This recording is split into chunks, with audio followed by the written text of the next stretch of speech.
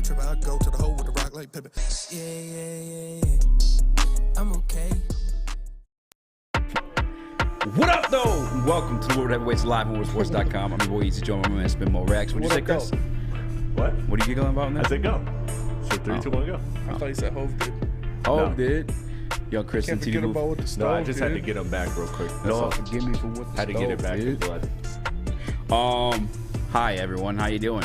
How's it going, folks? Hi, how are you? Hey. Hi, how are you? Welcome. Hope everyone's having a great Monday. Mondays, am Got I a real right? case of the Mondays. I believe you'd get your ass kicked saying something like that. What's that from? Office Space. That's fucking hilarious. You know, if I had $1 million, you know what I would do? 2 chicks at the same time, man. Hell yeah, You don't bro. gotta have $1 million to do nothing. Look at my cousin. He's broke. You don't do shit. That's facts. All right, guys, welcome. I wanted to start the show a little bit with like, I guess more before anything, congratulating the LSU women's national basketball team. Yeah.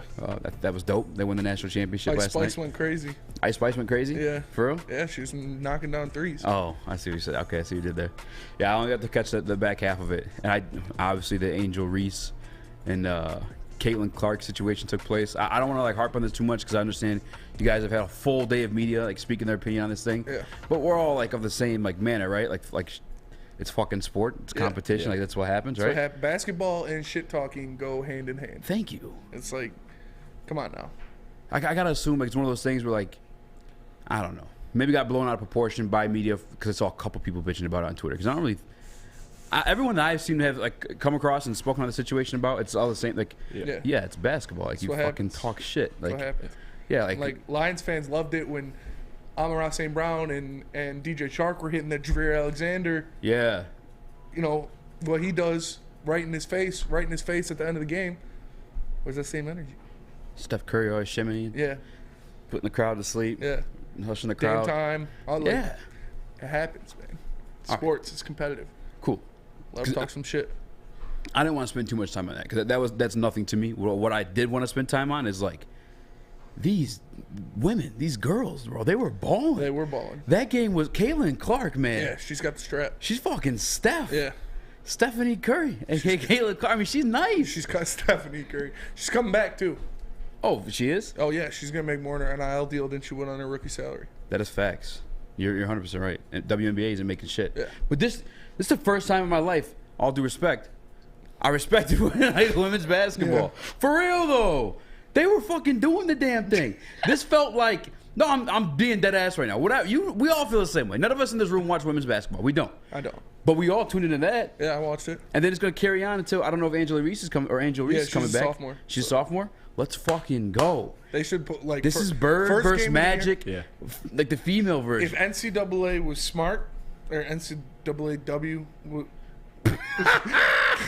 the governing body of women's college basketball, if they were smart, they would put Iowa versus LSU Game first one of the game season. of the season Oh, yeah. in Madison Square Garden. National television. Yeah, nationally televised. Must see TV, Yeah. bro.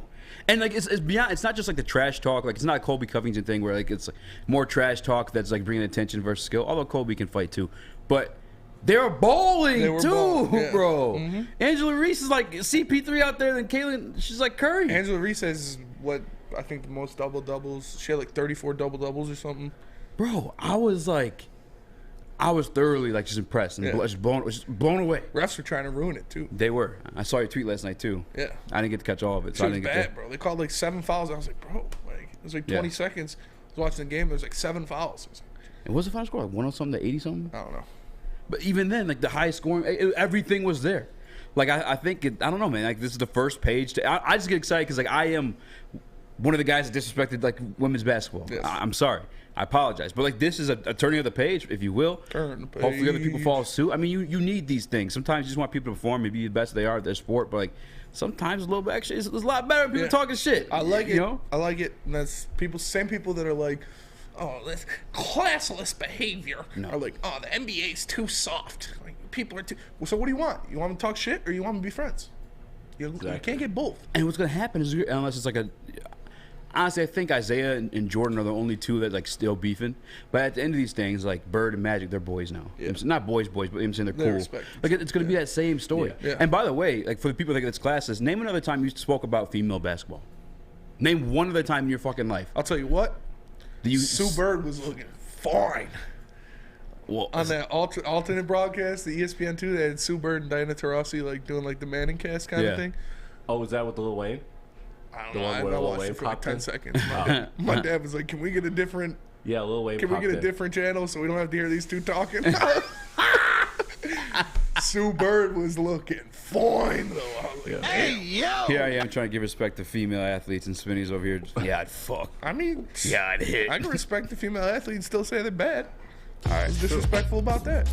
I didn't watch that version of it, but still, Sue Bird's a baddie. am I like overblowing this a little bit, like the female version, like Bird Magic? I mean, no, it's how these things are made. It's how they're created. Yeah. Like if they do the same thing next year, they're both in the Final Four next year. Then yeah, it'll be a legitimate ass rivalry. It trips me out too. Is like even I was thinking about on the way in, like even the styles of play. You know what I'm saying? Because like Caitlin's more like from beyond the arc, shooting everywhere. Yeah. Like do everything kind of thing. Where like And Magic, Reese is yeah, she's playmaker, She's post facilitator, yeah. Magic 6'9" point guard. Yeah. You know what I'm saying? Like this is wild to me, bro. By the way, I mean Iowa, black and yellow. She wasn't wearing the yellow, but then purple for LSU. Like this shit was I don't know. Shit was kind of crazy to me. Scripted. What is that supposed to? Well, I just Magic and purple and gold, and then Oh, yeah. yeah. Well, I guess Bird was never really in yellow outside of I think what was wherever he played college ball at Indiana was yellow, State, wasn't I it? think. I don't know. The hit from French League. Yeah, facts. And by the way, Caitlin Curry is fucking cold. Caitlin Curry's a baller. It's not a real name. She's a but baller. Caitlin Clark. But that's what we're calling her because she got the strap. She's got the strap, Bro, I man. saw the one she had the screen and she came back like Yeah. fast as I'm like, bro, there's no Yeah. I've never Yeah. seen that shit She's a dog. in my life. Out of female, we could say so. Go ahead, Chris. You want to say something No, too? I just wanted to say, and this is something that you've spoken on before too, is like how cool is it to see a 30 for 30 play out? Like a lot of times, Yes. you're in the moment and you're not really realizing how special something is. But this is something that we all kind of collectively, even from the outside, is like, whoa, this is special, and we can actually maybe we might be actually seeing a movie in real time, which is a really cool experience. So I'm excited, man. I look forward to it. I only caught the highlights personally, but I'm looking forward to it. Yeah. Looking forward to seeing what happens. No, this is I got goosebumps. I'm not even joking. Men's- We are watching a 30 for 30. Men's final tonight has a lot to live up to. Yeah, it's not. It's living up not to gonna. that. No, UConn's probably gonna blow them out. That's what I'm saying, man. Like these girls, like, can we just admire what they're doing for their game? The women's game of basketball. I mean, this is fucking. It's great, JB. I haven't spoke to you all day about this at all either. What's up? What do you make of the whole situation? He was watching WrestleMania. Yeah, Oh, I was yeah, watching you were. WrestleMania, so WrestleMania. I didn't get to see all of this, but What about WrestleMania was better, What about Snoop Dogg hitting the people's elbow? which was improvised, by the way. None of that was actually supposed to happen. Yeah. Really? Yeah, because What happened that went down? Shane McMahon came out and he blew out his quad while leaping over the Miz, so he immediately fell down and like medical attention had to come out and help him out the ring. So Snoop Dogg improvised and literally decked the Miz and hit the people's elbow. That's what's up. I'm not gonna lie. I didn't watch Snoop's a Wrestle. goat. What? I'm sorry, JB. I don't give a fuck about WWE. I Like, mean, it was a funny moment just because you Yeah, it's wouldn't funny. expect Snoop Dogg to just improvise some shit like that and just like, all right, go ahead, Snoop. I thought because I didn't watch it and like hearing you before I heard it was on the Miz. I thought that Vince was like down with a bad quad and Snoop just fucking gave him people's elbow. The way you're telling the story. kick him while he's down. Yeah, he's like, oh, all right, fuck it. Yeah. He's high as shit. No, but I don't watch wrestling either. But I can be honest with you, even the clips from wrestling, there was so much sweet shit going on this weekend. You see, what the fuck's his name? Who fought Connor? Connor knocked him out in like 30 seconds. Jose Aldo. Jose Aldo boxed Jeremy Stevens. Yeah. That shit looked lit. I mean, I guess I don't really care too much about Anthony Pettis boxing Roy Jones Jr., but that happened too. Obviously, Anthony Pettis won. Roy Jones Jr. is about to be 60 years old. Yeah. That was going on. The Fighting old men. Karate Combat. We gotta get in with their social team and get us some free tickets. That shit looks lit. Yeah. Did you see some of that shit? No. Dog, they were just doing like the wildest shit, and then like the way the audience is right alongside like the arena. Like the audience is like barrier. Mm-hmm. Is like what is their fucking what keeps them. It's like a fight pit. Yeah, it's fucking amazing. Everybody's there. Our boy Ben's there. Yep. He ran to our boy Rob. I'm like, dog, I gotta go to this thing. This thing's like fucking amazing. That was going on too. Michigan basketball collapsing. Michigan basketball. What else happened with them? Kobe Buffkin declared for the NBA draft. Wow. And so him and Jet are going to the NBA. Hunter's going to China. Can we be honest? What tournament were they in this year again? Extend Howard. They were in the NIT. Oh, it's collapsed. It already collapsed. Yeah. No, it's been over. Extend Howard. Extend Howard. Big facts. No, but I was gonna say the WrestleMania clips look sweet too. I saw that thing of Pat McAfee jumping from the top rope. He's supposed to jump onto the Miz, and he totally missed. He didn't hit him at all. Did you see that? Am I tripping right now? That was in the clip. Like he just didn't. That was hit him. last year, I think. Yeah, No. that was last year. That was last year Yeah, Pat McAfee. with George Kittle. Oh, that was Saturday. Yeah. night. I'm saying he jumped out of the ring onto the fucking Well, like WrestleMania is like a ground. whole weekend. Well, yeah, they split it up in 2 nights, so it's Saturday Oh, and damn. Sunday. That's kind of lame. I know. I miss it just being on Sunday. Yeah, that's whack. You're just doing too much there. Trying to juice that sales. Yeah, but come on. What scarcity is like what Right drives before value. Monday. You know, Yeah. give Yeah, me they one made day. over like 21 billion too over the weekend. Well, then that's why. Jesus, man. That's definitely why. But Pat completely missed. I wish I had his number to find out how that felt because that definitely looked painful. Logan Paul tackled KSI in the Prime costume. Oh yeah, I saw that. He body slammed out. Yeah. Bro, I just like, What? I don't know, man. All right, that one was stupid. Okay. Ever since I when I was like 7 years old, my brothers told me it was fake. I was just like, yeah, all right. Yeah, ruined it for me was MMA. And like seeing like you'll never be able to like do that shit to a person in a real fight. There's just no, you're not fucking like. Well, I guess maybe it's like a little guy, Yeah. but that's about it. And, you know, it ain't none of that shit going down for real. So it's like, all right, this is. And then the underwear too. Like as a grown man, like just looking back at the underwear, like why has it got to be underwear? You I know, don't know. we can't be out here in shorts, guys. It's always leather too. Yeah, like why? That part just feels It's unnecessary. what the people want to see, man. I guess so. what I people really wanna just, see. I don't get that part. 21 billion reasons why, apparently. You ain't lying. That's You for ain't sure. lying. Sex sells, my boy. I guess so. JB, is that why you're into it, or what? Absolutely not. JB's like, I'm hoping for Jalen Hurts. You waiting for Jalen Hurts appearance. When's WrestleMania going to Philly? Next year, actually. Really? Oh, really? Oh, you're gonna get your wish. Shit, JB might get tickets for Saturday and Sunday. Yeah. Be the whole damn weekend. Marco Friday, too. Casper, Red Wings rookie, made his debut. Yeah, Yeah. was he buzzing? What I missed? I didn't get to see No, it. he played a good game. Red Wings won. Yeah. Larkin had a hat trick. Let's go. It was fun. It was good to watch. Good to see him out there. He got the start. You know, he's playing out with Kopp and Raymond. What was your feel for him? Or you just He looked good. Yeah. He looked good. Yeah, he's moving around, playing well. Now is it normal for like guys to move up this quick, or is it because like it's the end of the season? No, like it's fuck the end it. of the season. It's like September call-ups in baseball. Like, Yeah. you give him some time with the big league club. Isn't there something like where you move them up, like the contract, a certain clock starts on like an actual contract? Yeah, but Did they do you that have when to they play a certain amount of time, certain amount of games. Okay. But he's probably. I mean, hopefully he's up here next year, all season. We'll see. Yeah. Oh wow, already. You think? Yeah, he didn't look out of place. He looked good. He's older, isn't he? Is he older than No, most he's of the- 18. He's 18. Yeah. Wow. Ooh.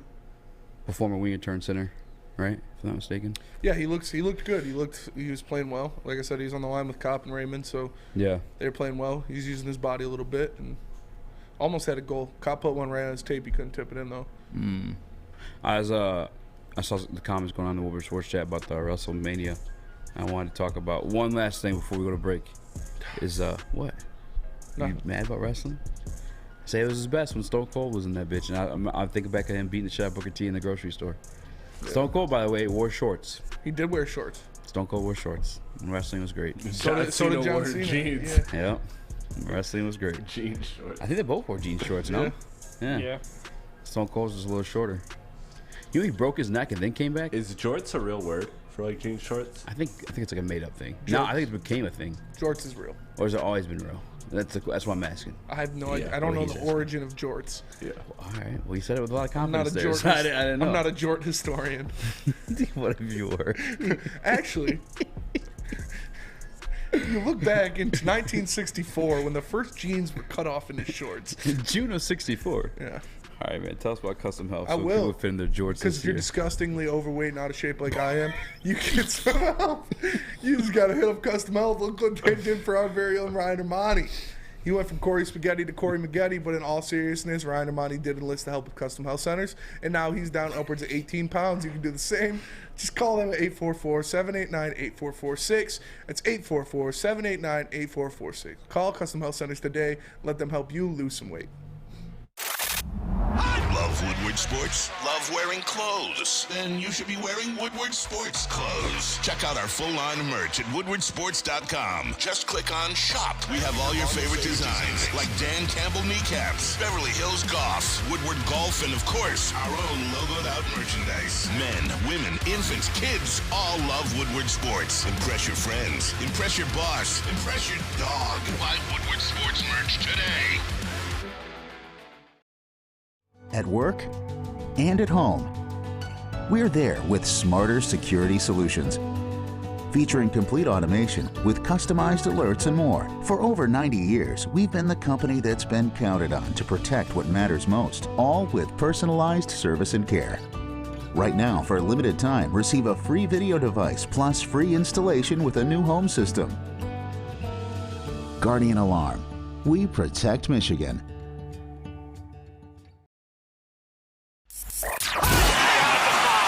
3 NBA championships. Detroit fans were there. 11 Stanley Cups. Detroit fans were there. 4 World Series wins. Detroit fans were there.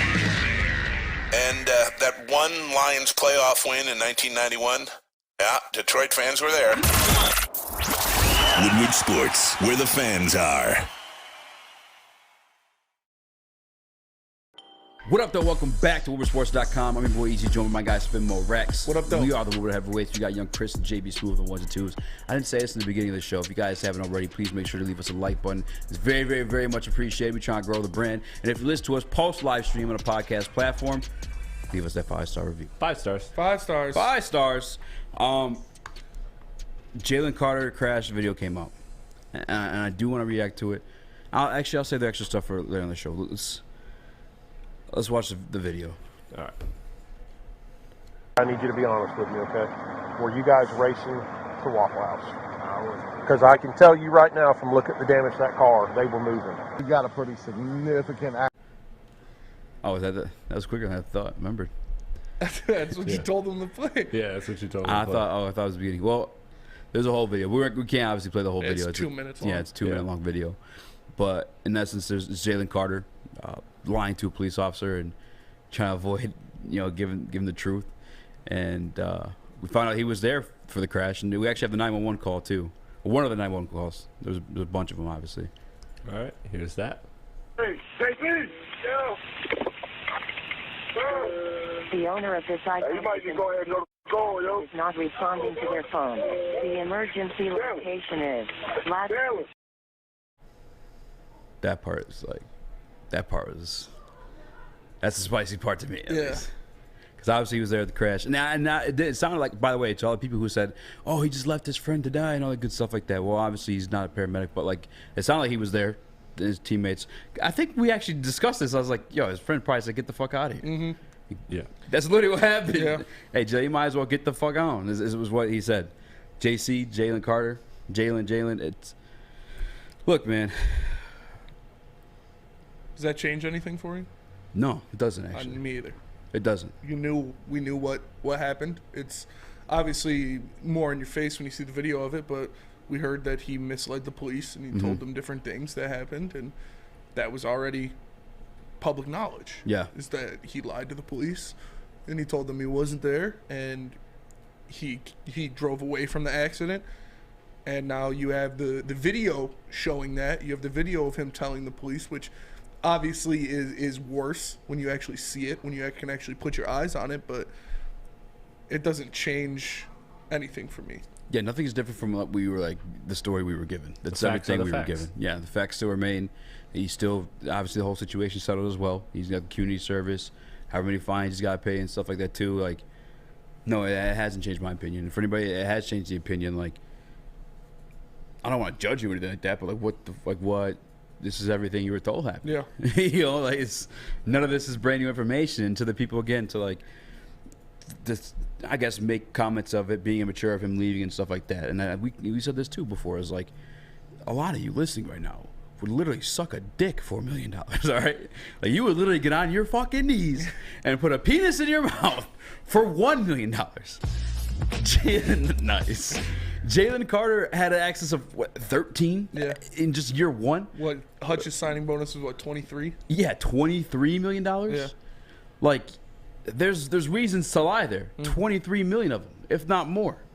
Like, don't sit there and pretend to be goody two shoes when you would suck a dick for $1 million. I'm just saying, bro. Yeah, I'm just saying. You can use other analogies. Like, let's be real about the whole situation. And it sounded like obviously he was there attending to his friend. And there's even some disturbing stuff in that second clip too that I never want to bring up. But if you listen, it's like, what the fuck's that noise? It's kind of like sketchy, but he had to go, bro. And his friend told him to go. It sounded like he wanted to be there. And I don't know, man. I get from both sides. But at the end of the day, he's still a very talented guy. Did you guys watch those clips I sent you? Get from both sides. But hey, yo. Only for 23 million. What clips? What were you about to say? What clips? What clip? Yeah. No, that clip. You want me to point it out? It's fucking gross. Yeah, what is it? Play the 911 call again. No. No, play it. All right. It's fucked up. Just kidding. Hey, It's not. JP, yeah. Listen. The owner of this item I think that's like. is not responding to their phone. The emergency location What else would that be? I mean, I hear it in the background, but I don't want to speculate that's like someone. Yeah. Well, I mean, like, what else would it? You can't speculate on shit. That's like the that, disturbing part of that. It's like I said, there is. It does suck worse when you see it, when you see the video, when you actually can put your eyes on something. Obviously, makes it worse, but this is what we were told. This is the situation that unfolded that we were all aware of already. So it does not change anything for me of where I think Jalen Carter is going. I would still want the Lions to draft him at 6, and this is obviously a terrible situation for all parties involved, but it shouldn't change anything for you if you either wanted him or you didn't want him. And this video of the body cam dropping is not something that should change that in your mind. I believe. I can't wait to see you at draft night, man. I'm with you. There was some news though today that I found quite interesting. I don't know if I sent Chris a tweet of this or not, but it's Jalen Carter's agent, Drew Rosenhaus, said he will be taking visits with the top 10 teams and only the top 10 teams. He's not taking visits from anybody else beyond that. And I saw in that same tweet, Gerald McCoy, former star-studded defensive tackle before he got signed and injured with the Dallas Cowboys, but he said that's a stupid idea. I think you got going on. On top of that, you never know who wants to trade up into the top, possibly to draft you the top 10, which I agree too. That is the one move, but that's not a Jalen move. That's an agent move. Yeah. But that being said, though, I mean, Drew Rosenhaus is like we all are familiar with his name because he's been well represented in the NFL for a very, very long time, represented a lot of the best players. I feel like he has a good feel for like a gauge for like the situation. Yeah. And for him to say that Jalen's gonna only visit top 10 and make it public like that too, like that's kind of like ballsy There's no way enough. he's making it out of the top 10. I believe wholeheartedly now. There's no way he's making it out of the top 10. And Kate Cunningham only met with the Detroit Pistons. Yeah. The only team he met with, because he knew he was going 1. His agent knew he was going 1. Yeah. Jalen Carter's agent knows he's going top 10, so he's only meeting with top 10 teams. But for me, just further validated that too. Like, you know what I'm saying? Like, this is... I've been at peace with the idea of the Detroit Lions taking them at 6, but Drew Rosenhaus saying that is... I want to say it makes me comfortable. It makes me excited. Because that makes me think it's happening. I believe it's happening. I do. And even if... I hope it happens. I want Jalen Carter in Detroit. Oh, my God, bro. Every time I think about it. It literally... It's one of those things I get goosebumps about. I get goosebumps. There's 2 things I get goosebumps thinking about. 1, Tiana Trump. 2, this defensive line. 2, this defensive line with Jalen Carter on it. Aiden at the other edge. James Houston at the other one. And the idea that quarterbacks can be forced to throw a ball earlier than they want to. With the secondary the Lions have now. Yes. And the third thing, David Montgomery behind this offensive line, brother. Come on, fam. Like, and I sent it in the group chat too. There's a Osiris Torrance versus Jalen Carter. Jalen Carter. Torrance made me say Jalen Carter. But nonetheless, it was Florida versus Georgia, and it's those two's matchups. Osiris Torrance is the #1 guard in this draft. And And you see the way Jalen like works him, moves him around like a child, bro. It was insane. And Jalen was, showing a little bit in his repertoire. But O'Cyrus Torrance is a good guard. So if he shut down the first initial move, what Jalen would do, and obviously I assume he can't do this to every NFL guard, but put both hands on that man, just drove him back into a mobile quarterback named Anthony Richardson. Like, I want Jalen Carter on this team. That video doesn't change anything for me. I knew the facts of the situation. They were presented as such in the video. I don't know. Like, is there? I haven't been on Twitter today. Is there backlash in the video? Is that what people? I haven't seen any backlash, but yeah, some people are gonna. Oh no, this looks way worse now. Yeah, it's like the same it's the shit same you were exact told. thing you were told. It's exactly what you were told is what happened. Now you can just put eyes on it.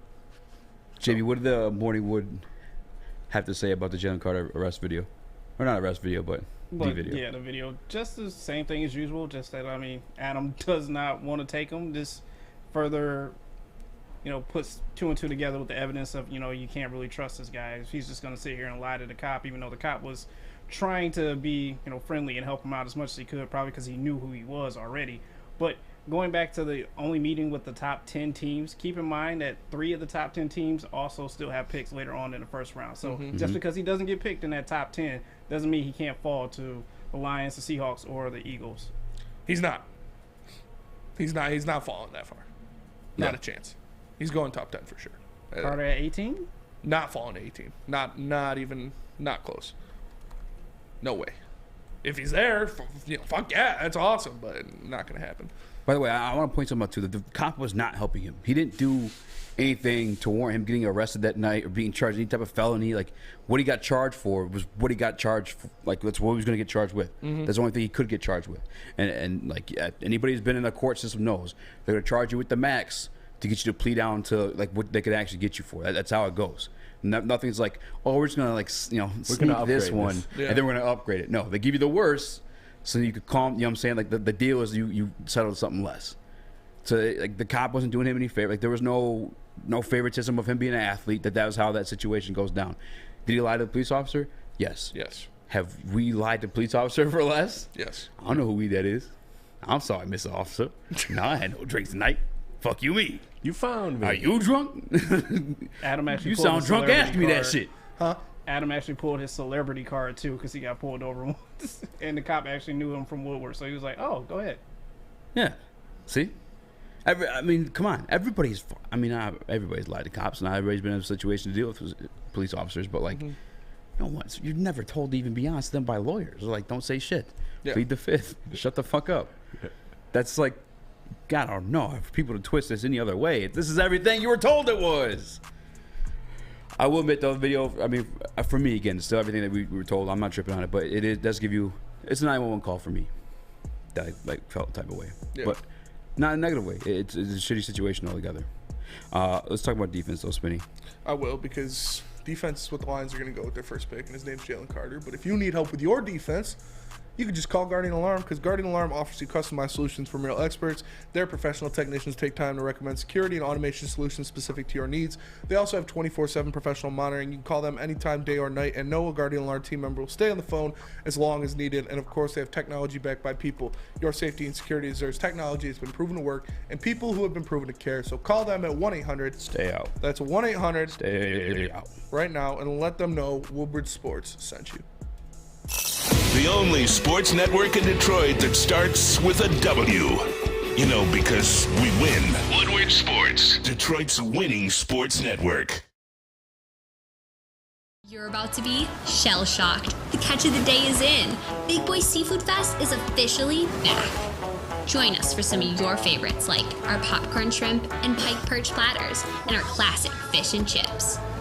This year, we've reeled in some fresh catches like our shrimp Alfredo, shrimp stir fry, and our fish sandwich.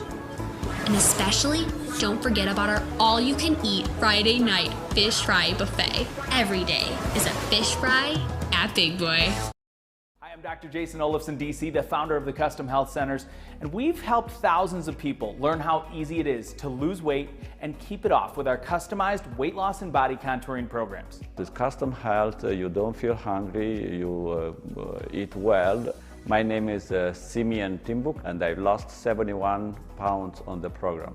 Call us at 844-789-THIN or visit customhealthcenters.com for a free consultation and get started for as little as $5 a day. You have an opinion? Make sure it's seen and heard. Corner, jumper, tweet us, hop on the YouTube chat, slide in the DMS at Woodward Sports on all social media. What up, though? Welcome back to Woodward Heavyweights live on WoodwardSports.com. I'm your boy Eazy, joined by my man Spin More Racks. What up, though? Young Chris in the TD booth, JB Smooth on 1 and 2s. I threw the poll in Woodward Sports chat. That's a Jalen Carter video. Make you feel different about drafting him. And I got to be honest with you, I'm kind of surprised by the result. Also proud of it. Only 19% of you guys said yeah. 81% of you guys feel the same. Mm-hmm. And that could be the same versus you didn't want to draft him in the first place. The same as like, nah, I still want that thing that gave you goosebumps when you thought about Jalen Carter on the inside, Aiden on the outside, James Houston on the outside, yep, and Kirby Joseph in the back, CJ GJ in the back, and Cam Sutton in the back making plays. Like, yeah, you get those goosebumps. And like we said before, too, before even Jalen Carter was a possibility to fall in our hands at 6, we talked about we didn't give a fuck about character issues when Todd McShay hinted towards this before he just talked. Ray Lewis, Aaron Hernandez. Mm-hmm. You could say there's all this off-the-field stuff surrounding his name and his skill on the field. Tyreek Hill, Michael Parsons. Exactly. But no matter what, on the field, the production's still there. Mm-hmm. The production's still there. And guess what? That's the piece that I want. Yes. That's what it is. That's what you draft players for. Right? You don't draft players to date your sister. Seriously. You don't draft players to drive you to work. You draft players for their performance on the field. You draft players for them being able to make you a better football team. You draft players for them to change your franchise. And that is the type of talent that Jalen Carter is. And that's why I'm going to draft him. Yeah. That's why I would draft him at 6. Super Saiyan Lions over Sports Chat. Lying is a big character issue. Has anybody ever told the fucking police officer the truth? I mean, yeah. But depending on the situation. Yes. But a situation where you're going to get in trouble, your freedom could be, you're going to be fucking put in a 6x6 cell, and your freedom stripped from you, no windows, none of that shit. You're telling them, yeah, I killed him, officer. Yeah, I smacked the old lady, officer. That was me. Yeah. Yeah, sir. You know what? I took the peanut butter bars underneath the register at the gas station. That was me. My bad. You're right. Yeah, everything's good though, right? That's my weed. It's my coke. I bought that. Here's the guy's name. Yeah. Here's my syringes. Yeah. Shut the fuck up. Yes, of course he's gonna fucking lie. Again, what would you do for $1 million? This guy had millions. Not a lot of things. Multiples. Not a lot of things I wouldn't do for $1 million. That's what I'm saying, bro. Yeah. Like, hey, yo. Stop. Just saying. Stop pretending this I'm is just like... keep it G real with you, cuz like. Yesterday I didn't have time, but today I got time. Hey, yo, chill, bro. I don't even know where to go from that one. I think people were just tripping. I'm salty. Did Ray Lewis say, yeah, I stabbed the fuck out of that bump? Yeah, exactly. Did Aaron Hernandez say, yeah?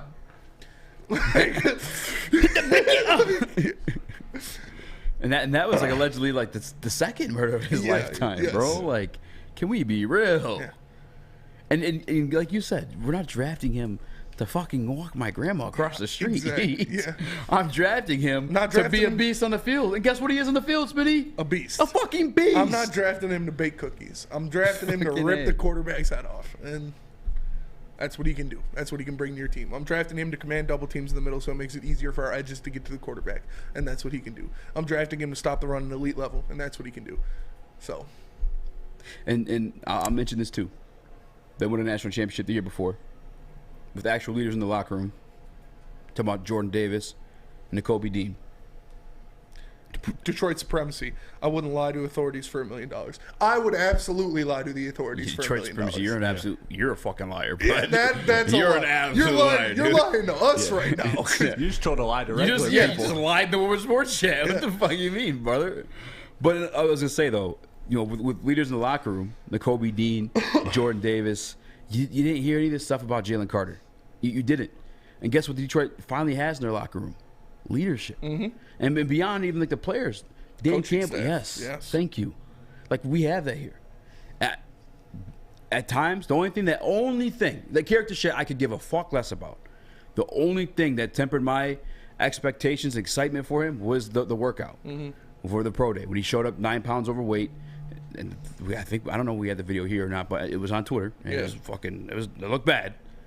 But we've seen him in action on field. You know, you got to factor in like he's dealing with the court shit, dealing with whatever else he's got to get done too. Like I'm cutting him a break for the pro day. I just am.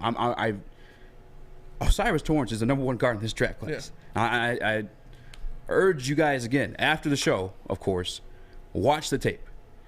Jalen Carter versus Osiris Torrance, and you're like, okay. Yeah. Okay, I see. I'll draft that guy. Yeah, I see what they're talking about here. Yeah. Watch the tape. Tape don't lie. The eye in the sky does not lie. And you put on Jalen Carter's tape, and you're like, wow, he is an elite prospect. He may lie, but his game film doesn't. Yes. Correct. Facts. Yeah. He may lie to the cops, but that game film don't lie. Like, and that's, you got to be ready to play. That's what I'm drafting. I'm drafting a football player. Stop it in Woodward Sports Chat says 9 pounds for him is lunch. That's also true. Yeah. The weight be fluctuating from the big fellas. Mm-hmm. Maybe he didn't take a shit yet. Maybe he's eating his feelings because of the whole situation going down. Didn't get to poop before the workout. That was the only alarming thing, though. The off the field stuff, it is unfortunate. I don't want to hear those things about any type of human being. I hope everybody like well and success and all that good stuff like that. Mm-hmm. Don't care. Yeah, it obviously sucks that it happened. It's a very tragic situation for all involved, but don't care. And still don't care. Apollo in the Woodward Sports Chat, the other car was drinking and speeding. Well, at least you have that part of it too. Jalen Carter obviously having a conversation with a police officer clearly wasn't drunk. Because if he had been drinking that night, the police officer would arrest him then and there. That's true. And there would have been a situation. Probably would have smelled it on his breath. He's pretty close to the guy. Yeah.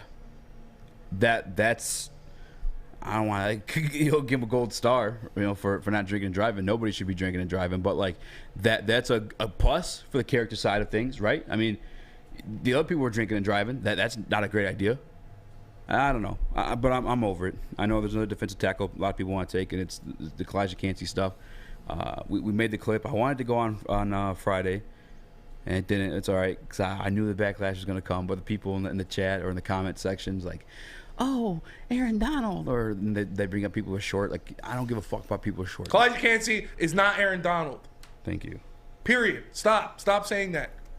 If you think he is Aaron Donald, if other teams thought he was Aaron Donald, who is arguably the best interior defensive lineman of all time, who is the best defensive player I've seen in my lifetime, he wouldn't be getting mocked at 6 by Adam and getting mocked in the late teens by everybody else.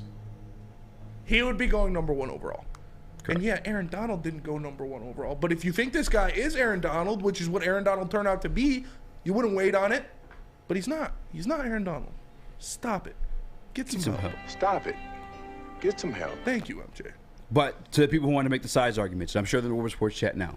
And I'd urge you guys to call as well. Cause I like having these conversations. Again, I like when we disagree, all that comes away from it, you learn. Because you're both doing homework to find out, to give more information. And we all take it in. Pause. But I wanted to look at the top defensive tackles in the NFL. And I wanted to look in regards of like size for Elijah Cansey. All right. Number 1, Aaron Donald. That is the anomaly. 287 pounds, 6'1" or 6'2". Complete dog. Fucking all dog. Yes. 287 pounds of fucking pure dog. 6-pack. 6-pack at 287 pounds. That shit's insane. Chris Jones, do you want to know how much he weighs? I'd probably say he's number 2 in the league. 300 plus. Yeah. Oh, for sure. Quentin Williams. 300 plus. Yeah, that makes sense. Jeffrey Simmons. Yeah. 300 plus. Okay. Dexter Lawrence. Yeah. 300 plus. Yep. Okay. Cameron Hayward. 300 plus. Yeah. What about Cam Jordan? 300 plus. Yeah. DeForest Buckner. Now that was one guy who came in drafted kind of light. Mm-hmm. Now weighs 300 plus. Yeah. He's also 6'6" or some shit like that. Yeah, he's a big dude. Jonathan Allen. Mm-hmm. 300 plus. Yeah. Deron Payne. He was in the free agent market this year. Yeah. Got paid. And he weighed 300 plus. What about Dexter Hargrave? 300 plus. Okay. Christian Wilkins, Miami. Yeah. This is like getting that to like at 10, right? 300 plus. Yeah. Yeah. Clinty Clark, Green Bay Packers. Mm-hmm. 300 plus. Okay. All right. DJ Reader. Yeah, he's Cincinnati pretty good. Bengals. Yeah. 300 plus. 300 plus? Yeah. Okay. Vita Vea, Tampa Bay Buccaneers. Very good. Very good run stopper. 300 plus. I'm just saying, it's a size thing. When I tell you guys about the size, it's not the height. I'm a short king myself. It's the weight. It's the heavies. Bro, if the guy's getting double teams, getting fucking sent off to fucking Portland on a double team, all right? And the run hole's going to be fucking wide open. That's what we're talking about when we talk size. And then you got to look at the defensive line already. James Houston already undersizing itself, too. Like, LMS 1346, old Elon Musk's son's name, but he says Adam's too high on Cansey and y'all too critical. I'm not that. No, I'm not critical. I take him at 18. I'm cool with that, but I'm not taking him at 6. If not taking him at 6 is too critical, then yes, I'm too critical. But I'm not taking Cansey at 6. Yeah, I take him at 18. I'll be cool with that. Yeah, he's still a fucking dog. He is skill set. Pound for pound, like if like 300 pounds like wasn't a average of a stud defensive tackle in the NFL, he is the number one guy off the board without a doubt. He is 287 pounds of all miniature dog. Yeah, because he's got it. You watch his tape; he's putting hands on, going second moves, third moves, like and 30-inch arms. That's gonna be the thing too at the NFL level. I mean, we'll see. He's a pass rusher though. That's what I look at him as. Yeah, if when he's in the game, they're gonna run the ball right at him. Yes. Period. And if you have him and James Houston with Alex Anzalone and Malcolm Rodriguez, that's not a lot of beef out there to stop the run. And you guys remember what Carolina did to that team last year. Didn't look pretty. Yeah, they're not. If they grab him, it's going to be later, and it's going to be for like a pass rush reasons, in my opinion at least. But like I said, too, I wouldn't even be surprised. I mean, the way Brad cleaned up on free agency and grabbed everything he needs, even at the receiver position, we're thinking, oh, well, we lost Chark. Might have to draft somebody now. Boom. Marvin Jones. Yep. Like, this guy might not even go defensive tackle to the second round. And I'm cool with the guys there, too, because they're 300 plus. Just saying. Cool with it, too. Let me tell you guys about Big Boy, though, because Seafood Fest is back at Big Boy. Catch it while you can. Some favorites during Lent, like the shrimp Alfredo, shrimp stir fry, and all-new fish sandwich. Don't forget the all-you-can-eat fish fry buffet on Friday nights. Go to your local Big Boy today and satisfy those taste buds. We don't like to brag that we are the toughest sports network in Detroit, but we do have a guy named Darren McCarty on our side. Lemieux and McCarty, who've had a good knockdown drag up. There they go, right on the whistle. They were talking to one another. Woodward Sports. Introducing the Planet Fitness Guide to getting that post-workout glow. Step 1, what's your why? More epic energy, better sleep, blow off steam? Step 2, join Planet Fitness for just $10 a month and get moving in our clean and spacious clubs. Step 3, bask in that post-workout glow. Join Planet Fitness today for just $10 a month. Join today at any of the 50-plus Detroit area locations.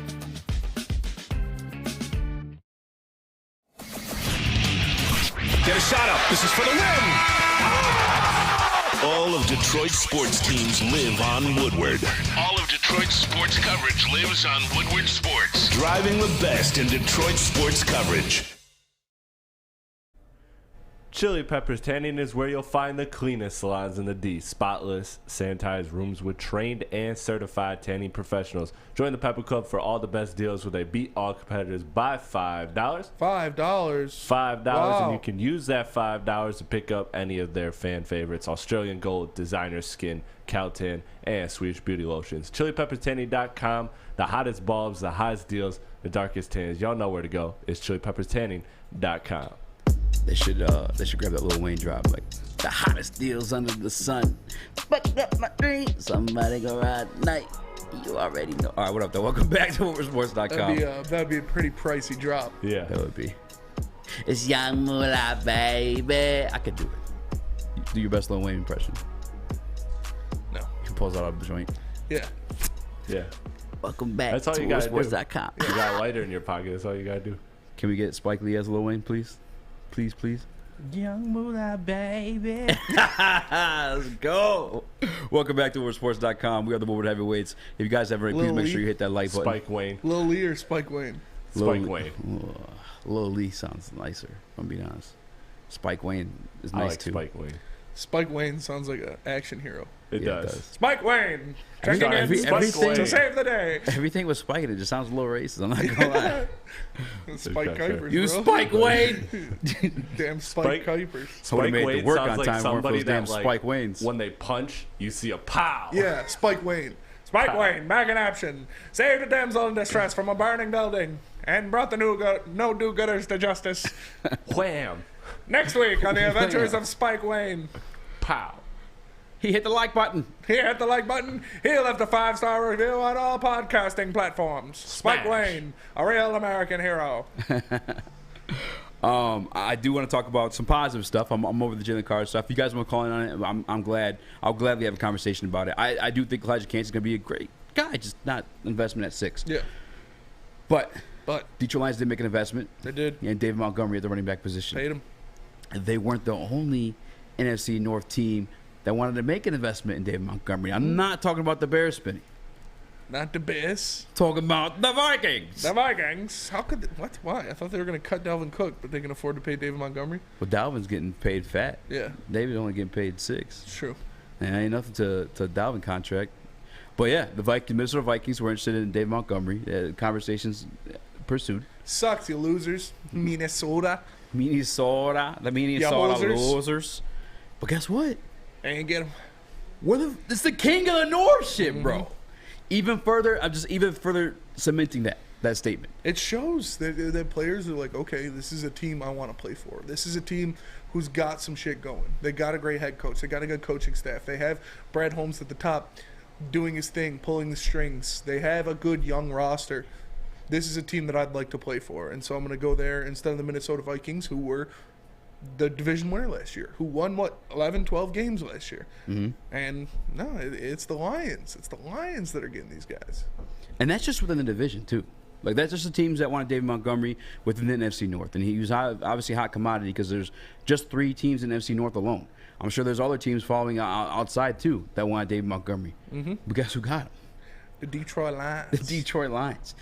And from what I read, some of it was, the reason why Brad won, it wasn't because, it wasn't all because of the culture and stuff like that, too. They gave him a little extra $1 million in the second year versus Chicago's deal only had guaranteed money in the first year.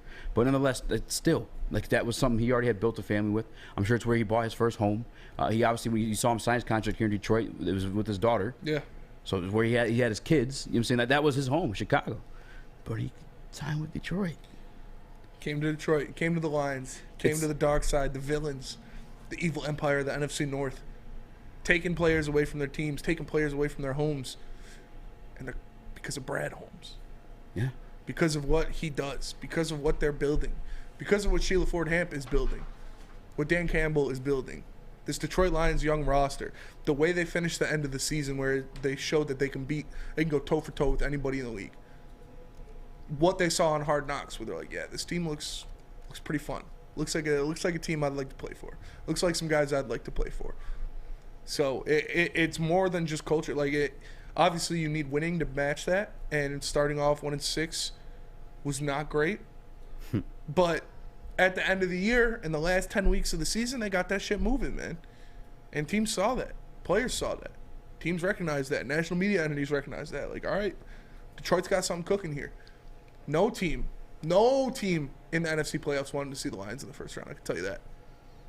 It's kind of like, it's funny because we call them the Kings of the North, and it's a little bit of a Game of Thrones expression, but it's truly that because, once you become, the king of King's Landing, you pick who's within your cabinet, no matter from, like, which house, Yeah. It's like, we want David Montgomery from House Bass, like, we want freaking whoever the hell else from House Steelers. From House Steelers. Yeah, and Give me Emmanuel Mosley from House 49er. From House Philadelphia Eagles, we choose CJGJ, Chauncey Gardner-Johnson. Like, Brad Holmes is on some King shit. He is the Minister of Defense. And he's still working with the King's ransom. I think the fourth most cap space in the offseason, too. Like, I know Dan Campbell said only expect 1 or 2 more signings. I figure they're done at this point because Marvin Jones, that was before Marvin Jones signed. I don't really know who else is out there outside of maybe a couple camp cuts, or I hope it's not the case. Maybe they restructure. I mean, I don't know what the hell's going on, but I'm pretty sure that they're set in stone. We have a caller as well. Who we got, JB? I'll send you guys Owen. This is not cheese nips. I don't believe. Pancakes, how you feeling? Hey, what up? What's going on, Owen? So we are 3 weeks away from the draft, and then I did like a mock draft simulator, and I saw Kansas fall to 18. I'm like, that's a must take. And then also, the Lions are going to run the North next year. Yes, they are. 100%. Yeah, you're damn right, Owen. You're damn right. The Lions are going to run the North this year. Appreciate you for calling in, man. Oh, I appreciate you, brother. Yeah. He's right. The Lions are going to run the North next year. Yeah. The Lions have shown that they can beat everybody, and they got better. They were 5-1 in the division last year. Other teams got worse. The Lions got better. Yeah. And another great point, too, is, you know, in every mock draft that everyone seems to do, guess who's available there at 18? Elijah Cansey. Because he's not a top 6 pick. Guys. He's not top fucking 10 pick. He's not. He's not. Stop it. Get some help. Can't be up here grading other people's draft. You meanwhile you're taking Elijah Cansey at 6. What the hell is wrong with you? Yeah. I did shoot shots at Jeff. I didn't pay attention. I literally just tapped into the chat, and I asked like what song they wanted me to play next at this motherfucking radio. But then I saw Jeff's mock draft. He had Cansey, but I guess he traded back to 12. But you know, if 12, yeah, taking Cansey at 12, I'm cool with that. Listen, Brad's gonna do whatever he wants. I kind of hope he trades with Tampa. I hope for next year, for a pick from them next year. Yeah. Because like I feel like they got like first, like number 1 overall, like potential. Yeah. Oh, for sure. Them or. But you remember, old girl graded the Tampa top 12 team in the NFL above the Lions. PFF. Yeah. Yep. Old girl.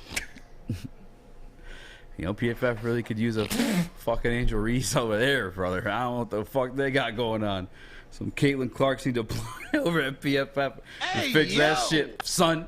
Because y'all got it fucked up around here, fam. The fucking Tampa Bay Buccaneers, number 11. Are we... What the fuck, bro? Jesus Christ. Does she still have a job? Does she still have a job? I'm pretty sure she still does. Yes. She must know the owner or something. Maybe she's doing spinny things to keep her check. Cancel. I don't give a fuck. She should be canceled for having that ranking. That was bad. That was fucking awful. That was bad. They were fucking 8-9 last year. Yeah, she had them. They were under 500 with Tom Brady at the quarterback. She had them over the Lions, the Jets, the Giants, and the Jaguars. Jesus, man. That's a tough look. It's a fucking horrendous look. Yeah. It's a really bad look. They're going to be bad. Me and Kimes fought so hard to make things respectful. And then here you come. Strutting along. I'm just playing. I'm done. I'm fucking around at that point. I was leading into it at that point. It's dangerous. It's dangerous. That water's deep. That water is deep. Good thing Spenny's a swimmer. Good thing I'm a swimmer. I'll pull you out, brother. Pause. But seriously, I thought it was interesting that Dave Montgomery is pursued by both the Vikings and the Bears within the same division. By the way, the Vikings who won the division last year, a Viking, another one of those teams that old girl had ranked over the Detroit Lions. Mm-hmm. He's like, nah, I'm gonna sign with Detroit. Yeah, and get some shit popping over here. I'm so excited to see him run behind that offensive line, man. Oh, are you? Yeah, man. Can I plant a flag? Yeah. Pro Bowl. Dave Montgomery. Yeah. How many yards? Over under 1,200. Over. If he's healthy. Oh, yeah. I mean, no disrespect to Jamal Williams, but Jamal had, what, 1,000 something, yeah. And then broke Barry Sanders' like touchdown record. Brother. Like David Montgomery. David Montgomery is a better player. Yes, a man. A lot better. How many of those runs you saw Jamal? And again, I swear to you, I'm not trying to like disrespect Jamal. I'm just like, this is like an observation. But how many of those runs we were like, fuck, man, if he was faster, like that's a touchdown. Yeah. Or that's like 30 yards or something like that. And just, it wasn't at times. Yeah. Or if he could make that man miss. Yeah. He would the have got hole 20 was just yards. that fucking big, fam. Like, you got a safety staring you down. Hey, You got a safety staring you down or a linebacker in the hole. If you can make that one guy miss, that's a big run. Guess what David Montgomery does better than almost anybody in the NFL? Break tackles. Break tackles. Make men miss. Pause. And it's... that wasn't really needed. It wasn't really a pause. Needed, but it felt like it needed a pause. It's been a pause segment. Yeah. But very much so. I'm very excited. I'm very, very excited for David Montgomery. That's for sure. How excited? This many. This many. At draft night, pause. They want to see you at draft night, Daddy. Come on, bro. I'm telling you, they're winning a playoff game this year. If everyone stays healthy, but I'm like, there's only like 4 people that really need to stay healthy for them to win the division, because like the depth they have, is pretty good, especially on the defense. That's a great point. That's a really good point. It's crazy too because it's like Aiden Hutchinson, Jared Goff, Penei Sewell, Montgomery. You throw Montgomery in there, and David Montgomery. Not even. Well, because like it's important for him to stay healthy, but those 3 definitely: Penei Sewell, Aiden Hutchinson, Jared Goff, and then Amon-Ra St. Brown are like the 4 that you need to be healthy all year, and they're winning the division. Jared Goff, Dave Montgomery, Penei Sewell, and Decker, or no, that wasn't my 4. But what was your 4? Jared Goff. He 100%ed you big time. Yeah, for sure. No, I missed one. Big time. Jared Goff, Aiden Hutchinson. I'll beat your ass, Chris. Jared Goff, Aiden Hutchinson, Penei Sewell, and Amon-Ra St. Brown. I don't know. I think I'll put Decker over Amon-Ra. I don't know, man. Amon-Ra. You got to keep Goff like clean in that pocket if you want to perform the way he did last year. That's true. That's true. But still, Amon-Ra makes he stirs the pot. You know. Yeah. Can't see. Oh, let's beat the shit out of my mic. All right, dead silence. Apologize for the podcast listeners. Well, we got a call when we come back. Before we do that, Speed, tell us about SMA. I will, because SMA, or the Sports Marketing Agency, helps spread awareness about mental health and substance abuse. Their new podcast, This is the S Word, helps fight the stigma about seeking help. So if you or someone you know is struggling, make sure you head to thesportsma.com and get the help you deserve. Saturdays at 1 p.m. Make sure you're watching WoodwardSports.com for our new show, Chompin' Puck.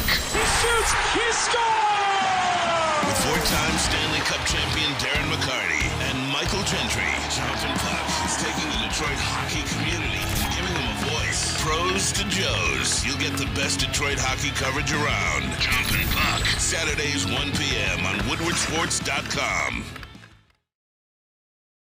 The Sports Marketing Agency would not be who we are without great community partners like Higuera Health and Carol Zaniga. It's an awesome opportunity to partner with your organization. Higuera Health is a comprehensive behavioral health organization. We serve children through older adults with mental health, substance use, and developmental disabilities across Western Wayne counties, and really excited to now be in downriver communities as well. Give us a call at 734-458-4601.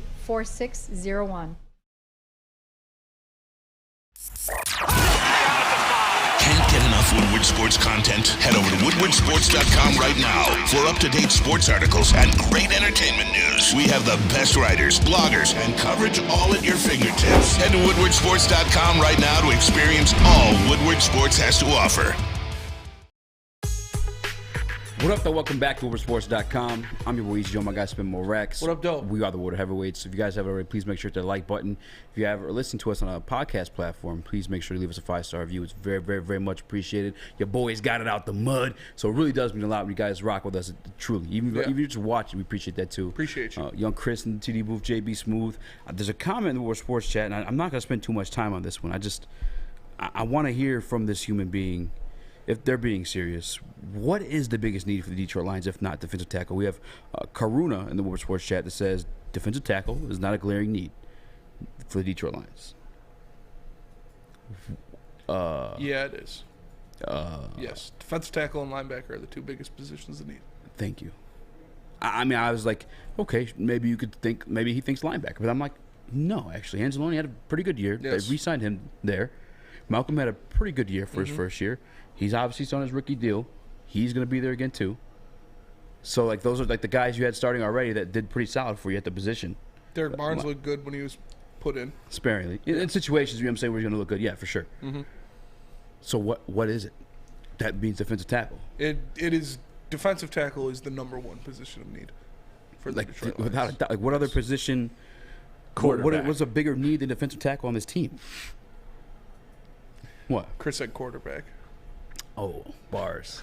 I had my mic turned up. That's hard. That's hard. Defensive tackle and linebacker are the 2 biggest positions in need. It's fact. Facts. Can't forget about the tight end. Big facts. Motherfucker Jones. Karuna, however you pronounce the name. I apologize if I misspoke that one. I would love for you to call in or type in what could possibly be a bigger need for this team? Yeah. I'm genuinely curious. Like, I promise you I'm not going to tag Bugs you. is a depth guy. Yes. Kaminsky is a depth guy. If you go back to Brad's press conference last week, he tells you Bugs isn't supposed to play as many snaps as he did. Yeah. And we signed him because he did a good job. But that's not really the role we see him in. Mm-hmm. But we did have another phone caller before we went to commercial, and I do want to get to him before we move on. I apologize about that. Who do we got, JB? I'll send you guys Chris. What up, though, Chris? How you feeling, man? What's going on, fellas? Y'all all right today? Yeah, Yes, I'm sir. Good. How about yourself? I'm doing good. I'm just laughing at some of these comments in the chat room saying Elijah Kansas is Aaron Donald and all this kind of stuff. I'm just laughing at that. He's not even Jalen Carter, let alone Aaron Donald. I mean, but anyway, my beef is this. How many of us have told lies in our lives, especially when we're young?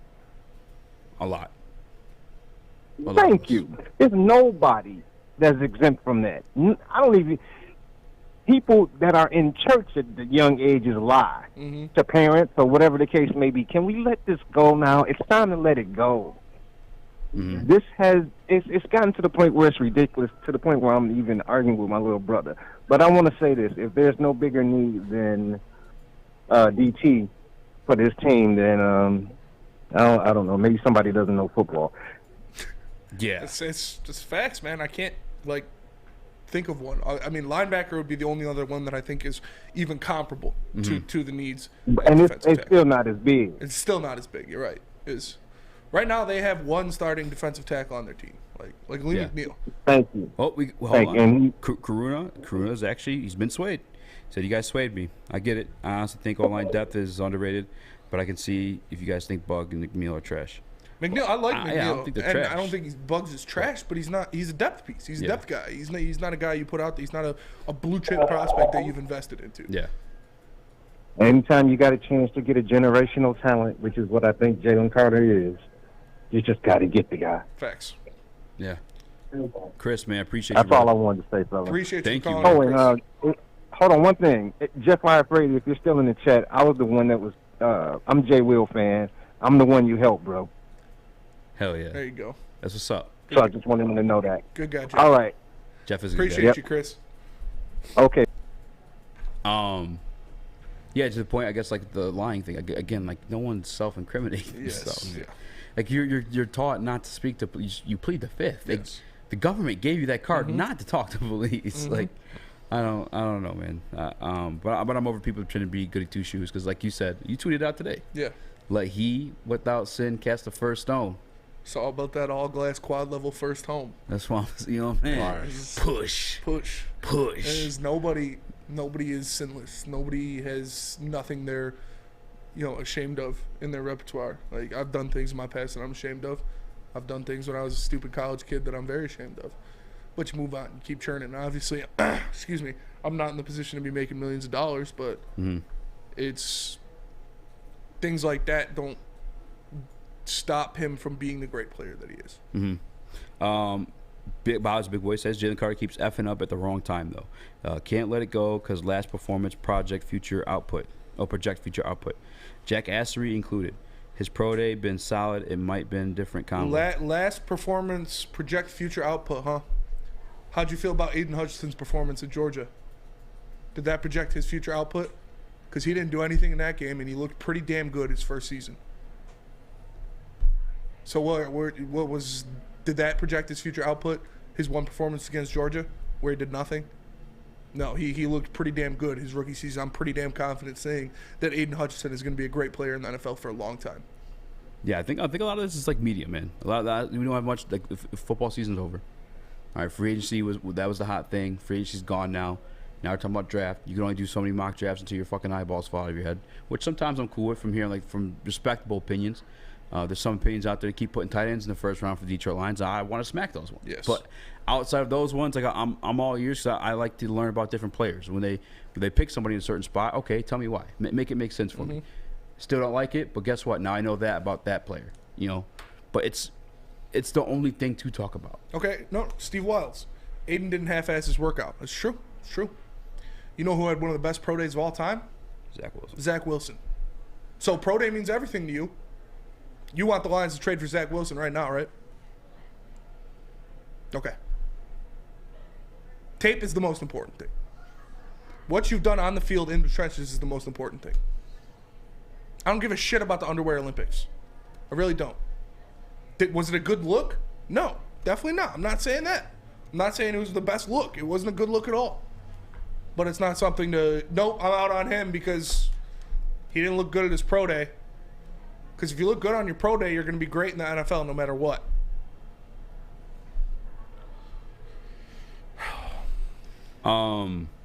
Yeah, I'm like over the stuff. I mean, again, the only thing that was cause for concern, which Bob brought up, was the pro day, but it's not.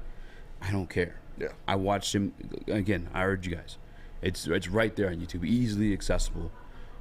Jalen Carter versus Florida, and you're gonna videos will pop up. There's gonna be of Jalen Carter versus the #1 guard in this draft class, a guard that a lot of you, or some of you at least, I don't know if I've seen at 6, 18 for sure. I've seen at 18 for sure. Cyrus Torrance projected or wanted him to be part of this Detroit Lions team. Guess who was getting worked? That same guy. Yeah. By Jalen Carter. And he had, and like Cyrus was still good. Like he had shut Jalen down on like initial first moves. Mm-hmm. But then that's when that pure like athleticism and freak comes in, where he would literally just bulldoze and drive him into again, Anthony Richardson, the guy who was faster than Cam Newton and Lamar Jackson at the combine this past year. Yeah. Not even this past year, but a week ago. Cam Jackson. Like that guy. Lamar Newton. And then you put him alongside Aiden. Plus, man, again, in the same locker room with Jordan Davis and N'Kobe Dean, none of this was a thing. Yeah. And for this, people like pretend like it's a continuous thing, right? There's a bunch of issues surrounding Jalen Carter. No, it's just the same one recycled. It's the same exact one recycled. There's not it's not multiples of them. It's just that in the pro day. That's it. We have another caller though. Oh yeah, you know it. He's calling from his car. It's Ryan. What up, though, Ryan? Our guy. What's going on, Ryan? The cat. What's going on, fellas? What's up, brother? Not much. So here's a quick little take on the Jalen Carter thing. Like this is I don't know, maybe a back thought, I guess. So his pro day didn't go that great. He obviously didn't participate in the combine, which whatever. Again, underwear Olympics, and Dan Campbell has already come out and said they don't care about that much anyway. Mm-hmm. They look at the tape. He showed up in the games. He'll show up in games continuously. But what about the fact that he showed up to his pro day? Yeah, he was 9 pounds heavier. He didn't do so great, whatever the case. That shows that he's an emotional creature. He's going through a rough time right now. He's 21 years old. Mm-hmm. Yeah. You know, wouldn't you want somebody who's emotional to be playing on your defense? Because if they're emotional, that means that you can turn on their anger, you can turn on their game. That might make them play a little bit harder if you can figure out how to flip those switches. So maybe that's the way that I don't know, some of the teams that are actually still interested in them are thinking about it maybe. I don't know. That's the way that I would think about it. Yeah. But anyways, that's all I wanted to say. For sure. Ryan, I appreciate you calling in, and I'm with him on that. I've said it multiple times. Is like Ryan's a go, buddy. I don't need nice guys on my defense, especially my defensive line. I want nasty, mean motherfuckers that go in there and try to rip the head off the quarterback, because you can't be nice and play defensive line. It does not work that way. One of my favorite players of all time, Dominic Sue. Yeah. Nasty, mean motherfucker that tried to rip the quarterback's head off. You know what I'm saying? Yes. That's just like that's what you want. Again, we're not drafting him to walk your grandma across the street. Mm-hmm. I think it's Bob's big boy, and it could have been an earlier comment too. But give him $1 million, what's going to happen? Dude, that was his first fuck up. He had $1 million the year before too. Give him a professional dietitian, professional strength coach. What's going to happen? There was a funny comment by Justin Station. He said gained 9 pounds because he was sitting in the house behaving himself. It's quite possible. I mean, hey, man. It could be quite possible. But I'm not tripping. We have the tape to rely on. We have 2 years. I'll never forget the national championship game against Alabama. That was the defensive tackle that I noticed. I was looking for Jordan Davis. I'm like, why isn't Jordan Davis in? I'm like, who's this 88 guy? This guy's a stud. He's doing everything. Before I even knew who Jalen Carter was. Mm-hmm. You know what I'm saying? Like, this is that, but only one fuck up in these 2 years. They won a national championship. I'm sure we're racing and doing that dumb shit then too. The one fuck up.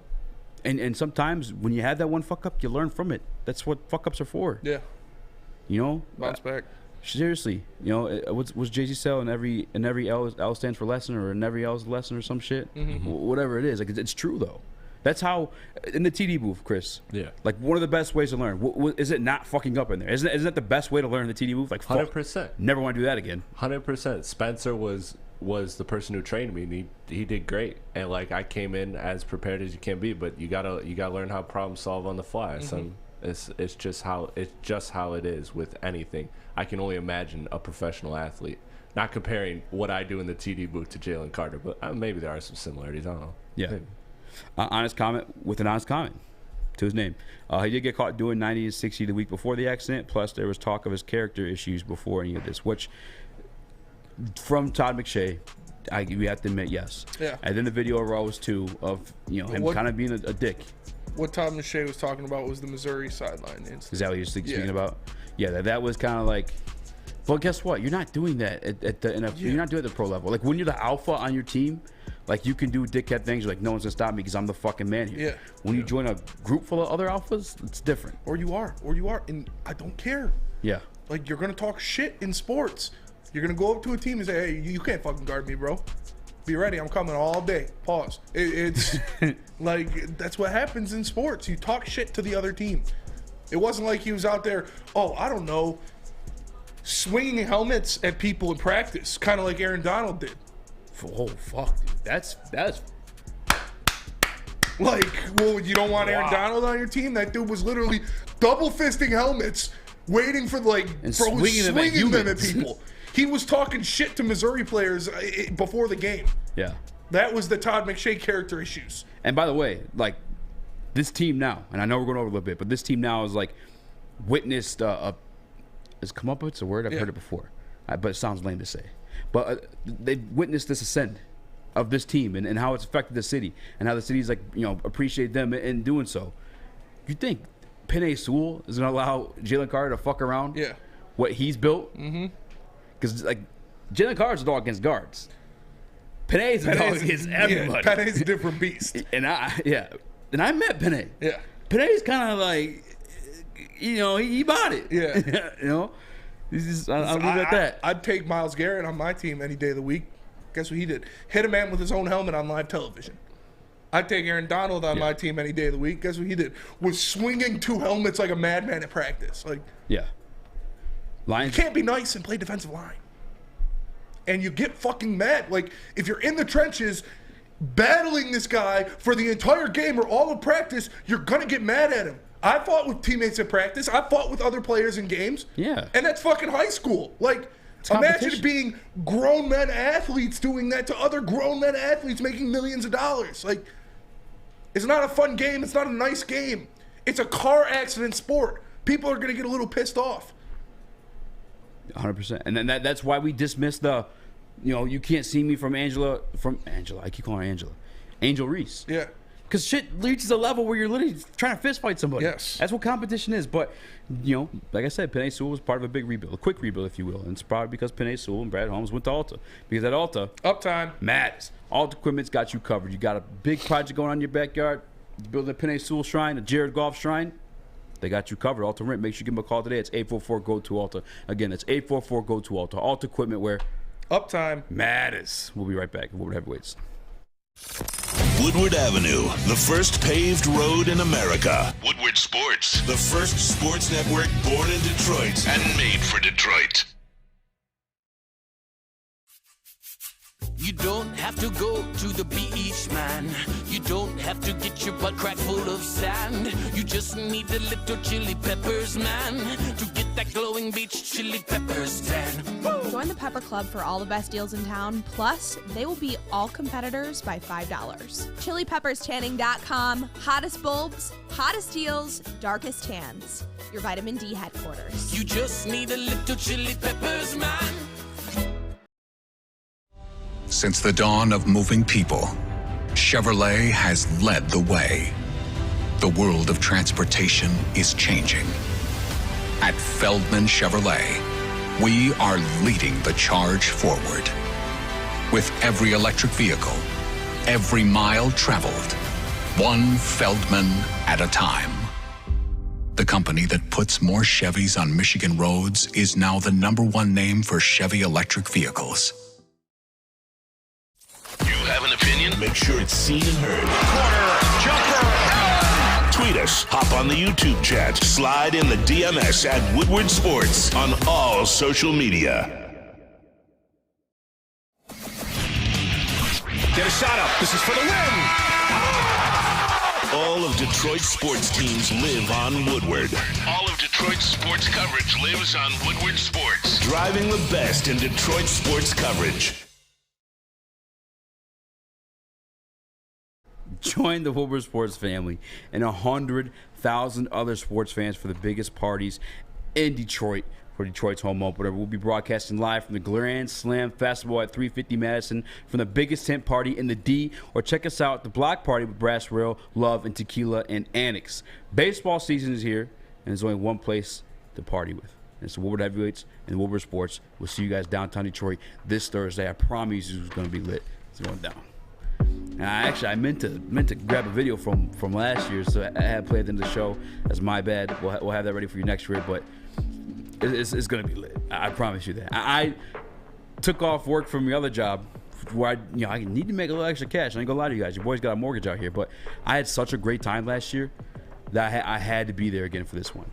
Bro, center stage of thousands of people. Spinny's chugging it. Like, that shit was lit. That shit was hype. That shit was hype. Yeah. And any girl was down to go that night just because of that scenario. Mm-hmm.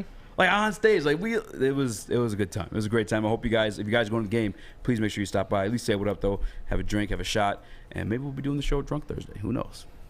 You know? My dad's gonna drop me off and pick me up from downtown. Uber everywhere. So, pre-rolls in the whip. Let's go. Can I ride with you? Yeah, if you want. Let's go. You gotta get to my house like 8:30 though. I'll deal. Is your dad staying down there or what? No. He's going, dude, Papa Rags to go. He's the one who saved us last time, too. Yeah. He did. Yeah, he did. Yeah, he did. Hell yeah. Shout out to Papa Rags. If you guys haven't already, please make sure you hit that like button. If you guys are listening to us on any podcast platforms, 5-star review. Welcome to Woodward Heavyweights on WoodwardSports.com. I mean, boy, just my guy spin more racks. What up, dope? The topic we're supposed to talk about right now, we kind of already talked about, and we were talking football all day. I do want to talk a little bit of basketball. You want to do the PFF one first? You do PFF? Yeah, they did their perfect draft picks for teams with multiple first-round picks. Perfect. The perfect fits for teams with multiple first-round picks. Let's get it. And so they put up the Lions. Chris, you got the graphic for it. The Lions' perfect fit for both of their first-round draft picks are. Oh man, I'm excited. I haven't seen this yet. I don't think we have it. I didn't see it in Slack. I put it in Slack. Okay, give me a second. Sorry. Yeah. It's okay, but man. They had Anthony Richardson at 6, and Kalaji Kancey at 18. At 18. Why not Kancey at 6? I don't know. I don't get it. He's Aaron Donald. Yeah. I'm just kidding. No tight end? What? Yeah, no tight end. What? No tight end. It's pretty wild. Man, they really want us to get Anthony Richardson. A lot of people really want us to get Anthony Richardson. Yeah. I'm not sure that I'm in love with Anthony So here Richardson. it is. The perfect first rounds for teams with multiple first-round picks. And for the Lions, they have Anthony Richardson and Kalaji Kancey at 18. No. Hard pass. No. You're off. You're off, JB? You don't want AR-15? No, not at 6. I'm good. Why? I'm good on that. Not at 6, so you'd want him somewhere else? If he drops, yeah. He's not going to. I don't have a problem with that, but yeah. Wait, I'm why? not taking him at 6. Why? Just because, like, I'm not reaching that far for this quarterback. I'm really not. I feel like Jared Goff is still the guy, and you can honestly get someone a little bit, probably the same quality as Anthony Richardson later on in the draft. What do you mean the same quality? He just broke every single quarterback record. If you're just getting a backup, yeah. He would be the guy that takes for the future. mantle. Yeah.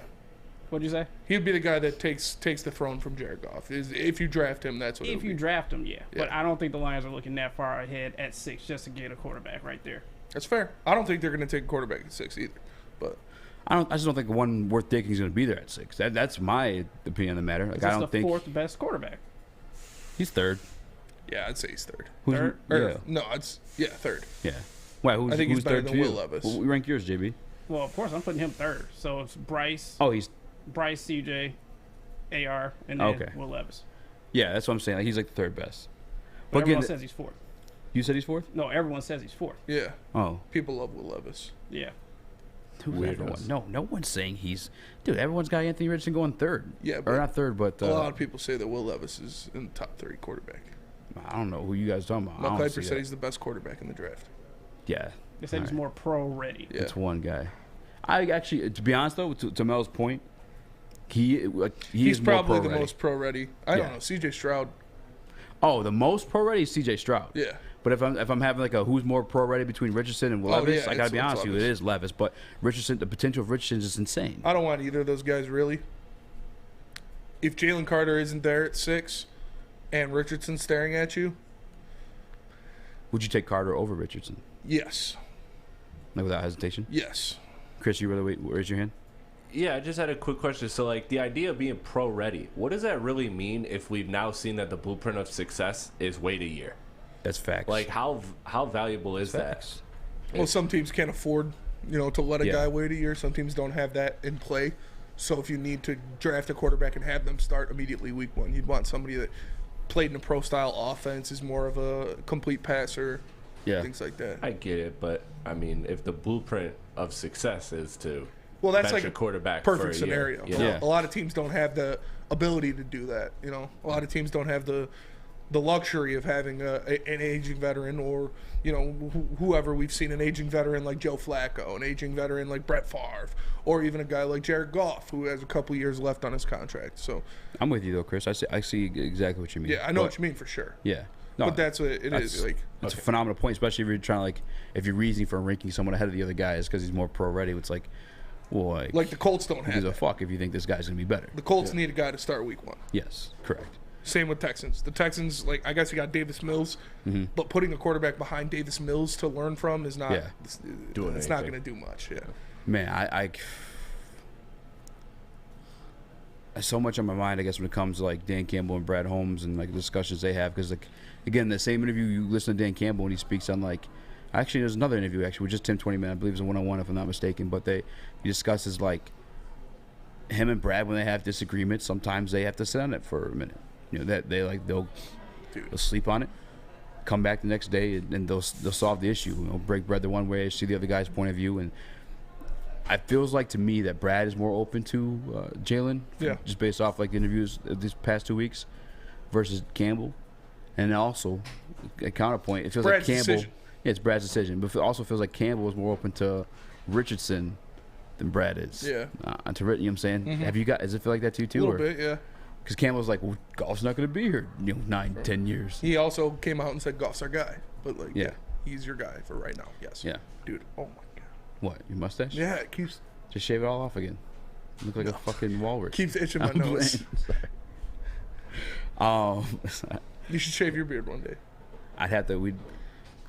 I'll tell you what. Jaden Ivey, goes to the NBA Finals with Detroit Pistons.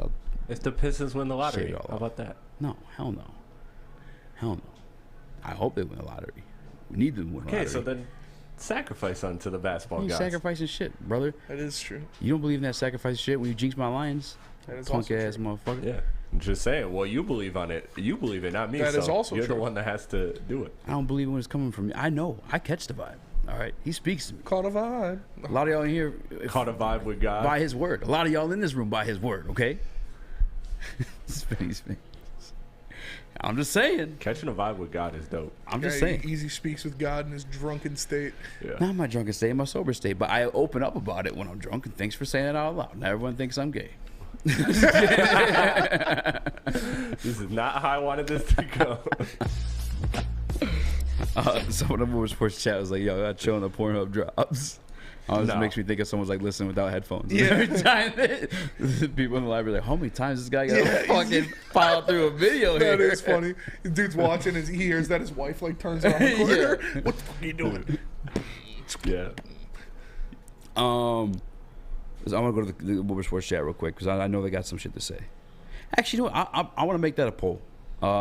At 6, if you're looking at both of them. Have you caught a vibe with God? Whatever, guys. Hate on me. I don't care. Baby, and he's talking from the sky. I guess look where he's brought us, boys. That's all I'm saying. Talk about Planet Fitness, myself here. Let me tell you about Planet Fitness, because Planet Fitness is the home of the judgment-free zone, where you can work out in a non-intimidating, judgment-free atmosphere. The gym that has always been known for being clean is now cleaner than ever. You get a full body workout in just 30 minutes in a 30-minute circuit, and all memberships include fitness training. You can get all of this. Jesus, my nose. For just $10 a month, or you can upgrade to the black card because you can't pull up the Planet Fitness and forget the perks. Those perks include total body enhancement, hydro massage chairs, unlimited tanning, and access to over 2,000 locations worldwide. So join in club or online at planetfitness.com. It's Planet Fitness, where your fitness is essential. The only sports network in Detroit that starts with a W. You know, because we win. Woodward Sports, Detroit's winning sports network.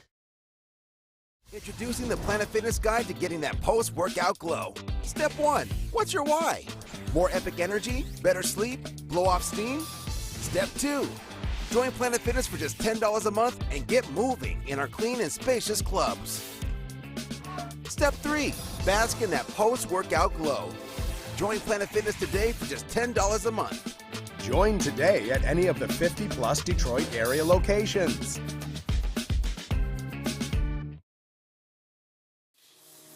It's a great day to get some Centron in your life. Okay. There it is.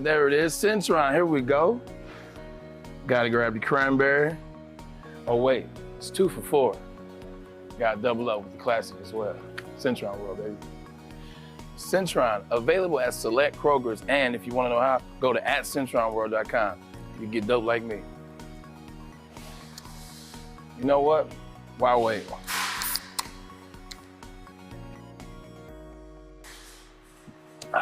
Great taste, guaranteed.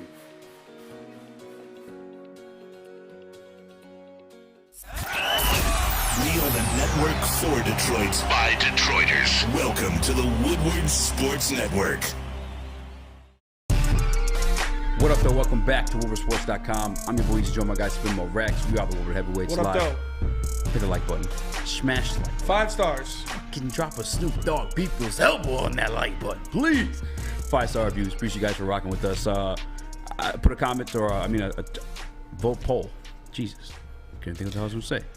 In the Woodward Sports chat, would you guys rather draft at 6? Gun your head, Jalen Carter and or Anthony Richardson. Jalen Carter, I was gonna say by landslide, it was actually kind of close. You know, this is off topic, but I don't know why. What movie I watched over the weekend? Jesus. That I forgot. It was really good, and I actually got emotional at the end of it. Classic. Don't care. Why? Cause we're talking football right now. But what? Straight Out Compton. It's a good ass movie. It is. That is so random. I was watching it. Why did that come up just now? I don't know. Bye, Felicia. Oh, we were talking about movies in the chat. Oh, look at you. Betraying It's a me good for movie. Jay. When Eazy was dying riddled with AIDS in his hospital bed, that shit got to me. When Yella and Ren were like saying goodbye to him, I dropped a tear. Why? Because I have AIDS? Yeah. No, but like it's just emotional, man. It's sad. They're about to get back together, drop a new NWA album, and bam, AIDS. That is so random. No, I've seen Goodfellas. I've seen that movie for a while. I've seen that movie. I haven't seen it in a long time though, but I've definitely seen it before. Listen, let's save that one for the end of the show. It's a good movie. All right.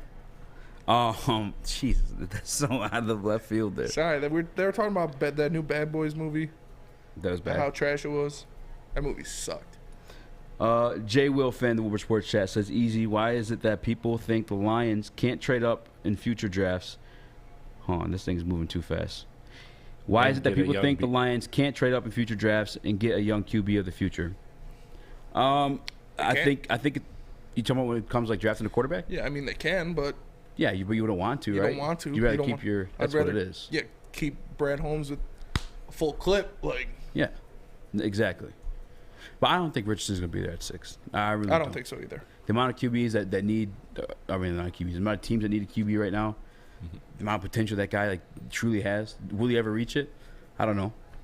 I don't know as a passer for sure, but I could tell you as a runner. I mean, again, we've seen Cam now, we've seen Lamar now. Yes, both Heisman Trophy winners, but the same style of athleticism. Obviously, still has the arm, everything that we've seen him be able to make these throws. I guess is what I'm trying to say. So like he's worth investing in. Super Saiyan Lions, Eazy and Spence. Would you take Young if he fall to the 6th pick? Yeah. Yes. Even though he's 5'6", like I'd still draft him. Yeah. That's not gonna happen either, though. Like, What if Carter was there? I'd take Carter. The size honestly kind of like worries me a little bit about Young. Yeah, I he's know only it sounds 5'6". stupid. He's not only 5'6". Stop saying that. But Bro was wearing 12-inch heels during his pro day. He was wearing the push-ups. They made him take his shoes off. He definitely was wearing the push-ups. That was not a good look. You seen that Instagram ads where like these shoes adds 2.7 inches to your height? He was rocking them. Yeah. He was rocking those. They paid him to rock them though, bro. No chance. They had some NIL deal, man. No, Give my man a break. They could have easily paid him to rock them, but he still needed them. He was on Instagram like the rest of us, saw that targeted ad. Yeah. And Targeted was short like, folk. you know what? This is a good look. Bro, I'm telling you, ever since I saw the Heisman House commercial where he's standing next to Kyler Murray and they're the same height, I was like, yeah, bro. He's a short dude. Yeah, because like that is the thing too. Is like I get you can perform as a shorter guy in the league, but like and I at one time wanted Bryce Young. Like that was like my guy that I wanted. I'd take him. But for sure. Like there's only so many people that buck the trend. Yeah. Russell Wilson, Drew Brees. And that's about it. Like even Kyler. Like and look at it this way: is Bryce Young as fast as Kyler? No. Is his arm as like strong as Stroud? Yes. I don't think so. Well, I don't know. We'll see. That kind of stuff is like making me a little nervous. I mean, he's a damn good fucking quarterback. Patty Grimes says Richardson the next Terrell Pryor. No, that's a fucking horrendous, awful, god awful take. Terrell Pryor wasn't even taken in a normal draft. He was in a fucking, what do you call a draft? I forget what the hell they call him. I didn't even know it was a thing until he got drafted. Supplemental draft? Yes, thank you. And like the 6th round of it too. Like, and as a wide receiver, how can you? Well, no, he played quarterback. Yeah, but he was also drafted as a wide receiver. Oh, I think they. No, they drafted him as a quarterback, and then he played wide receiver. Still, like that's not the same. Like this one guy is being like talked about as the number 3 overall pick, and like that's not the case with Terrell Pryor. How do you think that's a logical take to make? That's not the same at all. Come on, guys? Patty, we sparking it out, but it's because you say weird shit like that. Come on, bro. What are we doing? For real, man. Come on, bro. How do I get him out? No, Patty can stay. He's cool. No, yeah, I know. I'm just saying that Kate Cunningham video. I'm just trying. I really don't have an answer for myself on the Carter Richardson thing. I really don't. I'm not. Luigi Dara, Cansey and Bryce both 5'4". I'm with you, brother. Some little dudes. What do you want to say, Chris? To make an NBA comparison, like there's just a certain level of physicality that matters, and it's amplified in football. Like Isaiah Thomas, when he was not our Isaiah Thomas, but the Isaiah Thomas of the Boston Celtics. Yeah. Dude was an MVP candidate. He was. Had a hip injury, played through it, all the respect. Stuff with his sister. He lost his he lost his sister, and as soon as he got injured and lost that half step, he went from MVP candidate to literally struggling to stay in a rotation in a team that was desperate for guards. So my point is when you're that small, you're just your window is also very small. Like you have less room for error because you can't. Your burst, your quickness, you need every millisecond of that. You need every part of that to be great, because you're facing these 6-foot athletes or these whatever 6'4", 6'5" athletes. Like you need that extra quickness and explosiveness, and the second you lose even a half of it, it makes a lot more of a difference than say a guy like LeBron, who's clearly not as fast and powerful as he was. It makes it easier when you're bigger. Mm-hmm. Exactly. Everything's easier when you're a big athlete compared to a small athlete. Yeah, I'm not saying it's not possible, because again, I once wanted Bryce Young on this team. Could you? I did the 30 for 30 voice. What does he say? What if I told you? What if I told you? Bryce Young and J-Mo. Like I was hyping up, but then I was really thinking about it. It's the same with Cansey too. I was like, I like Cansey. Like I think Cansey's a dog. On tape, he's a dog. Mm-hmm. I like Bryce. Bryce is a fucking certified dog. But in the realm of NFL, if we're being realistic, big is better. Yeah, I mean, look at the guys that are successful. More likely than not, the bigger guys. It just is. At least again at the quarterback position, and most certainly the defensive tackle position, where like part of your job is being fucking big. You can find like 4 outliers for both positions combined. Yes, Steve Young, Russell Wilson, and Drew Brees at the quarterback position, and Aaron Donald. They're the only one. Yeah, they were on the Instagram one that I originally like sparked up that whole whatever from.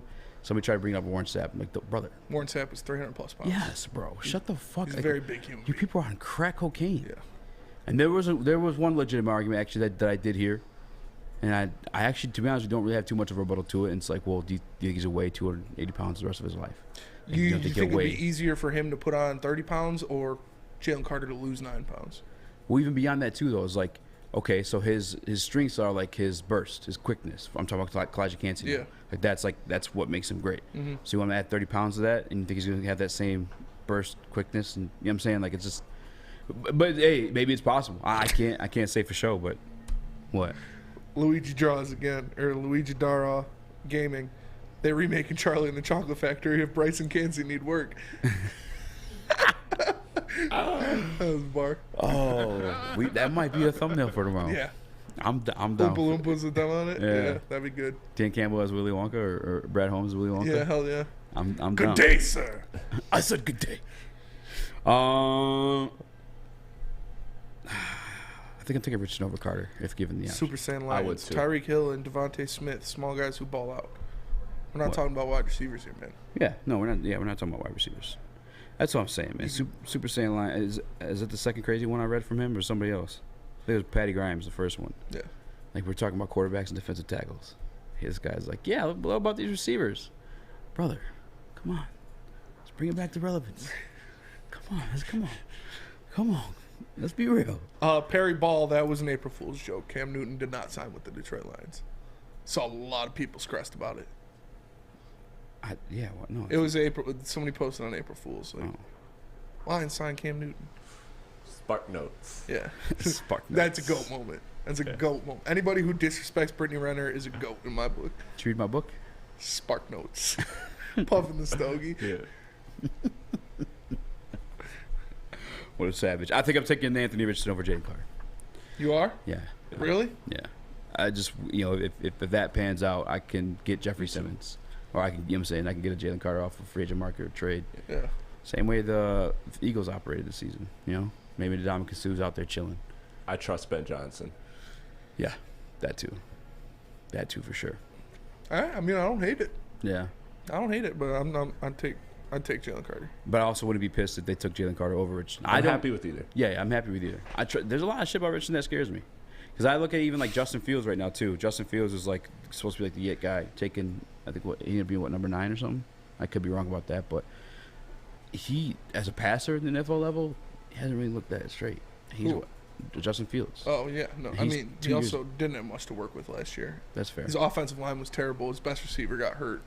But I'm just meaning like even like this decision making, like the interception to Aiden. That was There's no excuse for that. There's no excuse. There was literally nobody rushing the passer. Literally nobody. Yeah. Like I'm not exact. There were 0 people rushing the passer. There was 11 people in coverage, and he threw an interception to Aiden Hutchinson, who was standing by the sideline. He didn't move. He was just standing there, like right next to Aaron Glenn. But well, we'll get to it. Troll Poppy is right. Brittany Renner is the devil. She also find us out.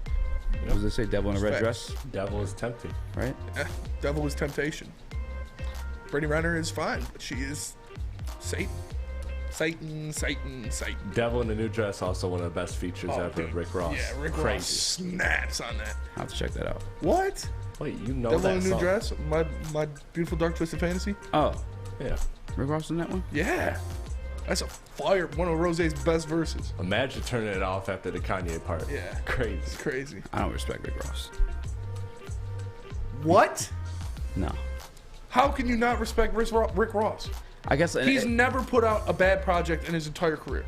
He's never put out a good one either. Yes, he has. Yes, he has. Teflon Don. Teflon Don, Port of Miami, Rich Forever. God forgives I don't. But it's not like a music. Mastermind. It's not even a music thing. Like, for I don't like respect Rick Ross. It's the fact that he's not Rick Ross. He was a literal fucking corrections officer. I mean, who stole the name of a famous drug trafficker Everybody and then needs a pretended job. to be like he was fucking selling drugs his whole life. You were literally a correctional officer. Everybody needs a job, man. Like you were the ops. Officer was in your title. And now you're trying to pretend like you've been fucking whipping work. The fuck you was. Hallelujah. Yeah. That's a banger. The only way you move is that big One ass stomach, nation. motherfucker. Ain't no like come Under on, fam. God. Bro, Rose. That's just crazy. That's heavyweight on heavyweight crime. You gotta chill. No, bro. Ross is Is that you, JB? Rose. That's pretty The first one was pretty good. Go look at Rick Ross's Instagram and you'll respect him, because there's a video of him buying a buffalo, and like, because he's got he's got a big ass property, and there's a video of them like dropping the buffalo off that he bought, and he like walks up to it and he's like, "I love you. You're home now." Rose is funny as fuck. He's hanging around DJ Khaled. And he makes bangers. You could not respect him as He makes bangers. Because that's like. All right, hold on. Let me get this read. His music, he's got good music. Yeah. Let me get to this read. All right. Because if you weigh as much as me or Rick Ross, you might need some health insurance or insurance in general. So hit up my guy Mark at Swiss Insurance. He's got you hooked up, whether it's personal or business, especially the business what he specializes in, because he's the man like that. That's my guy Mark at SwissINS.com. Again, that's Mark at SwissINS.com. So Woodward Heavyweights. We'll be right back. Love Woodward Sports? Love wearing clothes? Then you should be wearing Woodward Sports clothes. Check out our full line of merch at woodwardsports.com. Just click on shop. We have all your favorite designs, like Dan Campbell kneecaps, Beverly Hills Golf, Woodward Golf, and of course, our own logoed out merchandise. Men, women, infants, kids all love Woodward Sports. Impress your friends. Impress your boss. Impress your dog. Buy Woodward Sports merch today. When it comes to making your haircut truly an experience, there's no better place than Lady Jane's Haircuts for Men. Come to any one of our 26 Metro Detroit locations for an award-winning haircut experience and qualify for a chance to win a down payment for your dream home up to $200,000. Our precision haircut and talented stylists will have you looking good, feeling good, and give you a chance to change your life forever. Lady Jane's Haircuts for Men, open 7 days a week. Walk in anytime. It's wicked awesome. 3 NBA championships. Detroit fans were there. 11 Stanley Cups. Detroit fans were there. 4 World Series wins. Detroit fans were there. And that one Lions playoff win in 1991. Yeah, Detroit fans were there. Woodward Sports, where the fans are. The Foaling Warehouse in Hamtramck is the home of the original football bowling pin game called Foaling. Multiple different ways you can play. They've got $12 open unlimited play and private lane reservation for $120. If you get thirsty, they got a $2 mystery beer vending machine and multiple fully loaded bars to choose from. So make sure you go check them out in Hamtramck or visit them online at foalingwarehouse.com. What up, though? Welcome back to Woodward Heavyweights live on WoodSports.com. My boy Eazy Joe, my guy Spin More Racks. What up, though? Young Chris, JB Smooth, like button, 5-star review. But back to Young Chris. Starting up some trouble. You shot out a tweet this week. Did you make this too graphic? Yeah, I sent it in Slack. I did. So I didn't know where you wanted this to go, because I had another one that was also kind of a hot take. But this is the one that you saw that I know you want me to elaborate on. Was there another one pertaining to this topic? Not to this topic. It was another topic. So we'll do it throw another this up there, because I want to. Because I didn't see this on Twitter. So this was actually brought up to me. Yeah. In an argument. So this is your tweet. Yeah. Okay. Go ahead, read it out loud. So Koo, shout out to Koo, said, tell me your Pistons take that will have you like this, defending against all the hate. I said, if the Pistons don't get a top 3 pick in this year's draft, then Troy has to absolutely nail the pick to prove he is as good of a prospect evaluator as we believe he is. So, somebody brought this tweet up to me in conversation, and they don't even want to be named because they're scared of this take. I told them to call in. Matter of fact, I'll text them, see if they still want to call in. But they said Troy's on the hot seat. They said drafting Cade was a layup. They said go back to the Killian draft. It was Killian, Sadiq, and Beef Stew. Yeah, so Beef Stew looked like a bench guy in this league. Sadiq gone. Killian ass. And then the Bagley contract, too. Hold on. And then trading for Wiseman. They said, inspired by Chris's tweet, so I don't know if you meant it this way. No. Is Troy's seat getting high if you don't land a dog in this draft? I think so. I wouldn't say getting hot. I would say it's a little warm.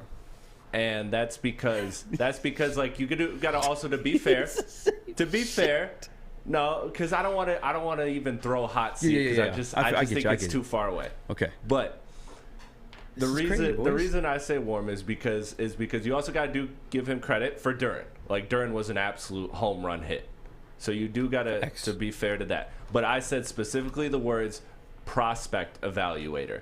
So that pertaining to just the drafting part of it. And yes, K did fall to his lap. And Ivy did also fall to his lap, was projected to go higher, then fell to Detroit. So there is that. And this draft is, the top 3 picks are consensus no matter what. There's nobody really challenging for any of the 3. There's maybe an argument for 2, but the top 3 prospects are top 3 prospects. So if the Pistons do get unlucky in the draft lottery, which is possible, and get anything outside of the top 3, they're gonna be at 6. Then you have to really look. Okay, Troy, like you have to nail this. You can't do the Killian Tyrese Halliburton thing again. Like at least to then buy the prospect of him being a great talent evaluator.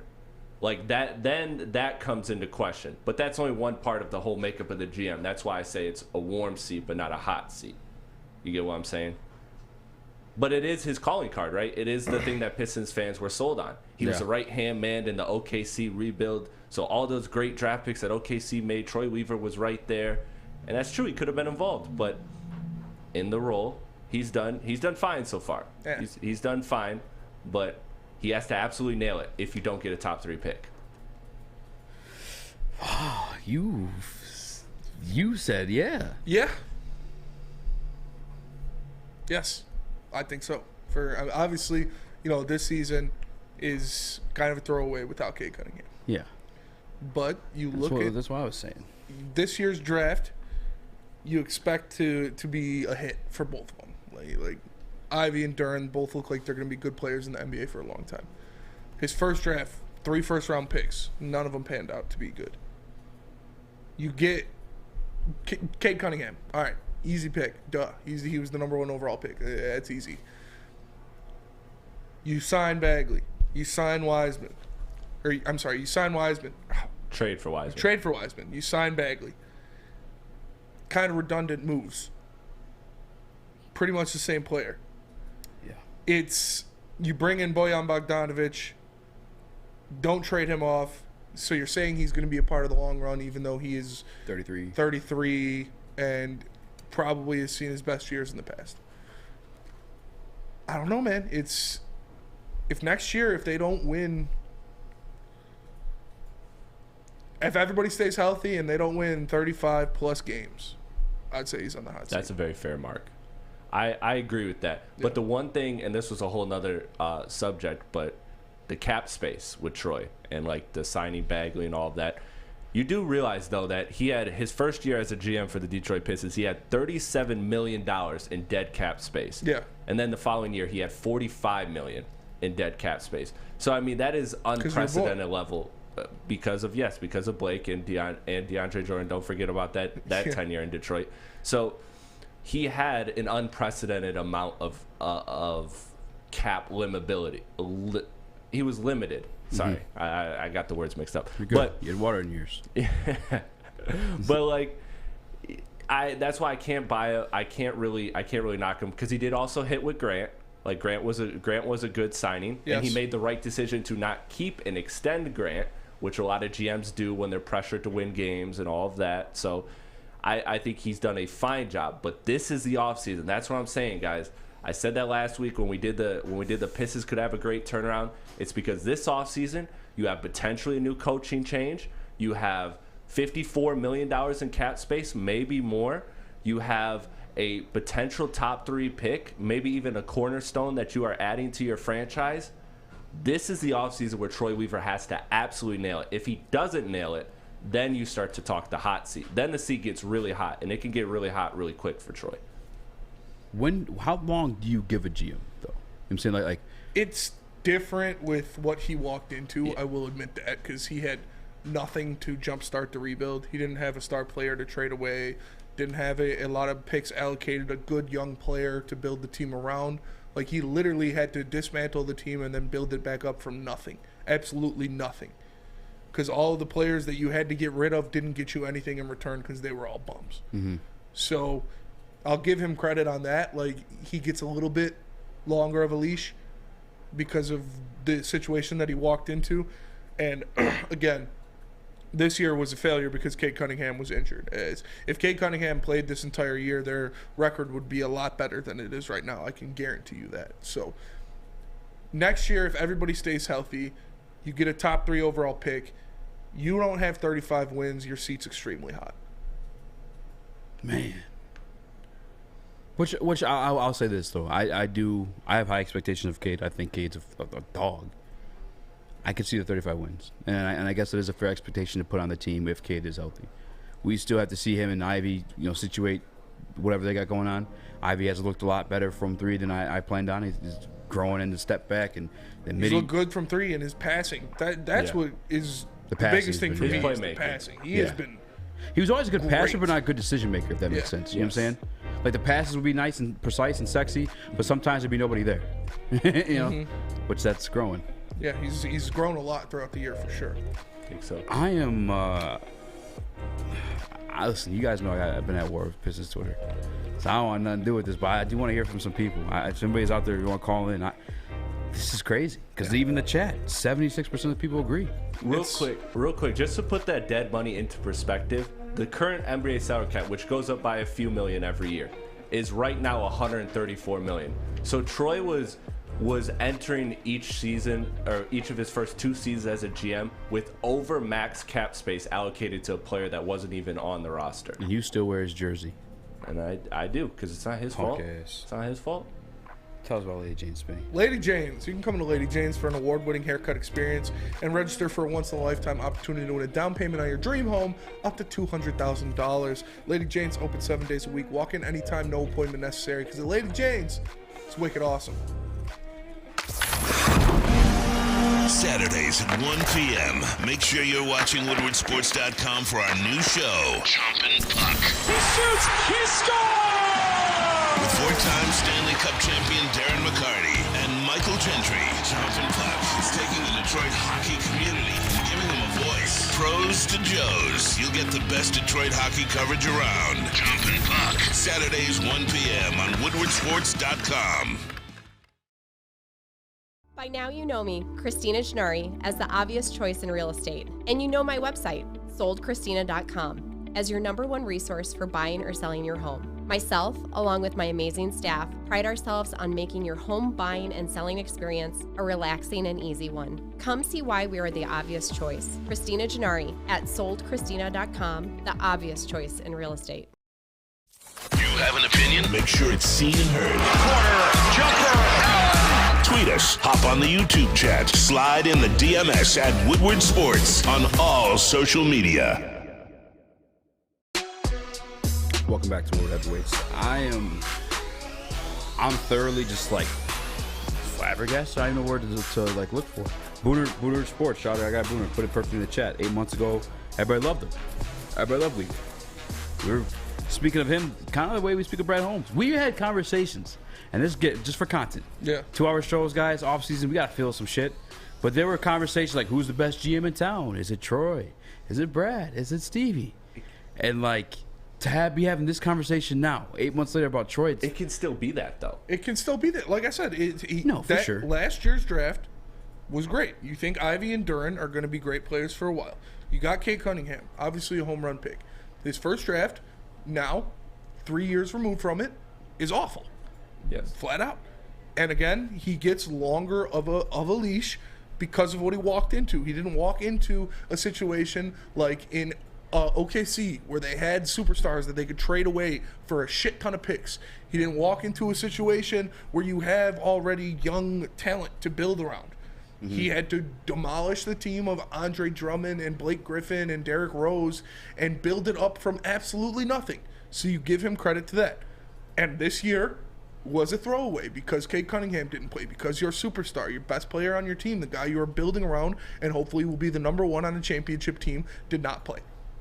Nothing goes against him for that. But I'm saying if next year, if Cade stays healthy, if the big pieces of this team stay healthy for the majority of the season, if they add a Scoot or a Wemby or a Brandon Miller in the draft, and they don't win 35 games, you gotta. Casey's going to be gone. I think Casey will be gone regardless, but you got to look at him and what's going on. If moves aren't working out, if things aren't happening, the Bagley signing is not looking good at this point. Mm-hmm. The Wiseman trade, kind of redundant. Wiseman's been nice, don't get me wrong, but I guess this is a throwaway season, so you can do whatever you want. But even why? Like why? Yeah.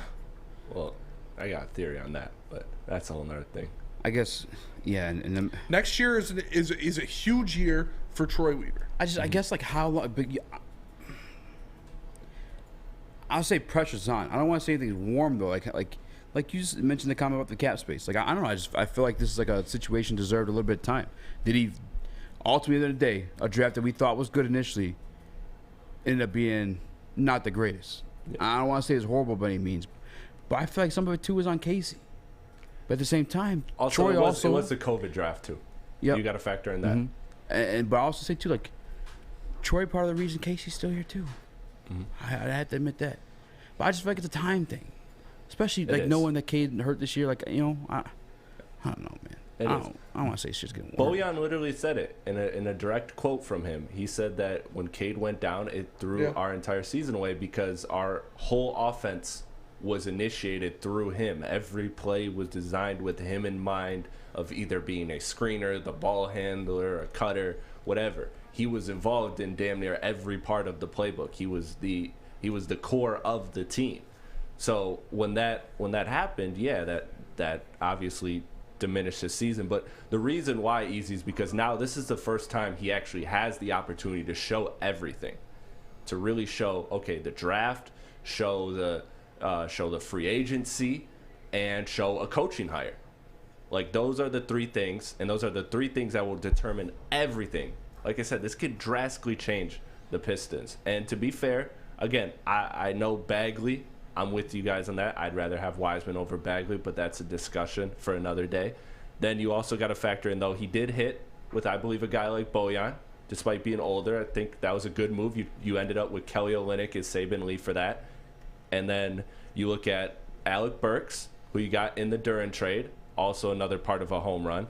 So in reality, he's batting pretty decent in free agency, but he's also been limited in free agency and what he can do. Now is the time when he can do pretty much whatever he wants. And this free agency happens to be deep in wings, which is the one thing the Pistons really, really need. So this is going to tell us a lot about Troy. Can he get people to commit like he did Jeremy Grant?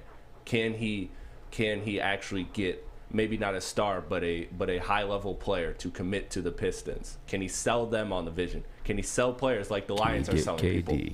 Can he sell people like the Lions are? We talk about the Lions selling people, If KD doesn't win in Phoenix, are you going to have the same mantra?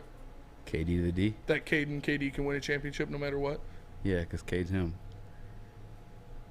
Timothy Turner. Himmy Neutron. Him Jones. I think he has to grow to that. I think he has to grow into that. Boys all growed up. Easy. One question. Would you rather have right now, just right now, not long term, who's the better player, Devin Booker or Cade Cunningham? Cade Cunningham. I disagree. Not to grow your team with, to win a game. Yeah, right now. Right better now. Player. To win one game right now. now. To win a playoff series. On any team. Like I'm dropping them in the middle of any team. Yes. Okay. Like, those are your two things. That's just crazy. That's crazy. I strongly disagree. You could strongly disagree, but what did Devin Booker ever do before Chris Paul? Was Devin Booker not 72 points? Were they not in the lottery? Okay, were they not in the lottery every single year? What have the Pistons done with Cade Cunningham? He's been fucking a quarter of a year with Cade Cunningham. What do you mean? His rookie year. That's not even an argument. I just don't know what he's shown you. Like Devin's literally not done. Devin did dick, and that's with Ayton. That's with all the fucking lottery pieces, with the Morrises, all that shit, until Chris Paul. They had a shit team. And we know until Chris Paul got there. Well, no, Chris Paul was really the only addition.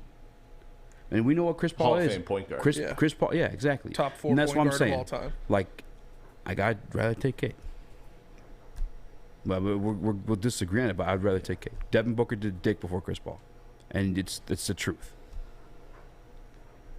Well, it's not Devin Booker before Chris Paul. It's Devin Booker. Devin Booker right now versus Cade Cunningham. It's Devin Booker right now with Chris Paul on his team.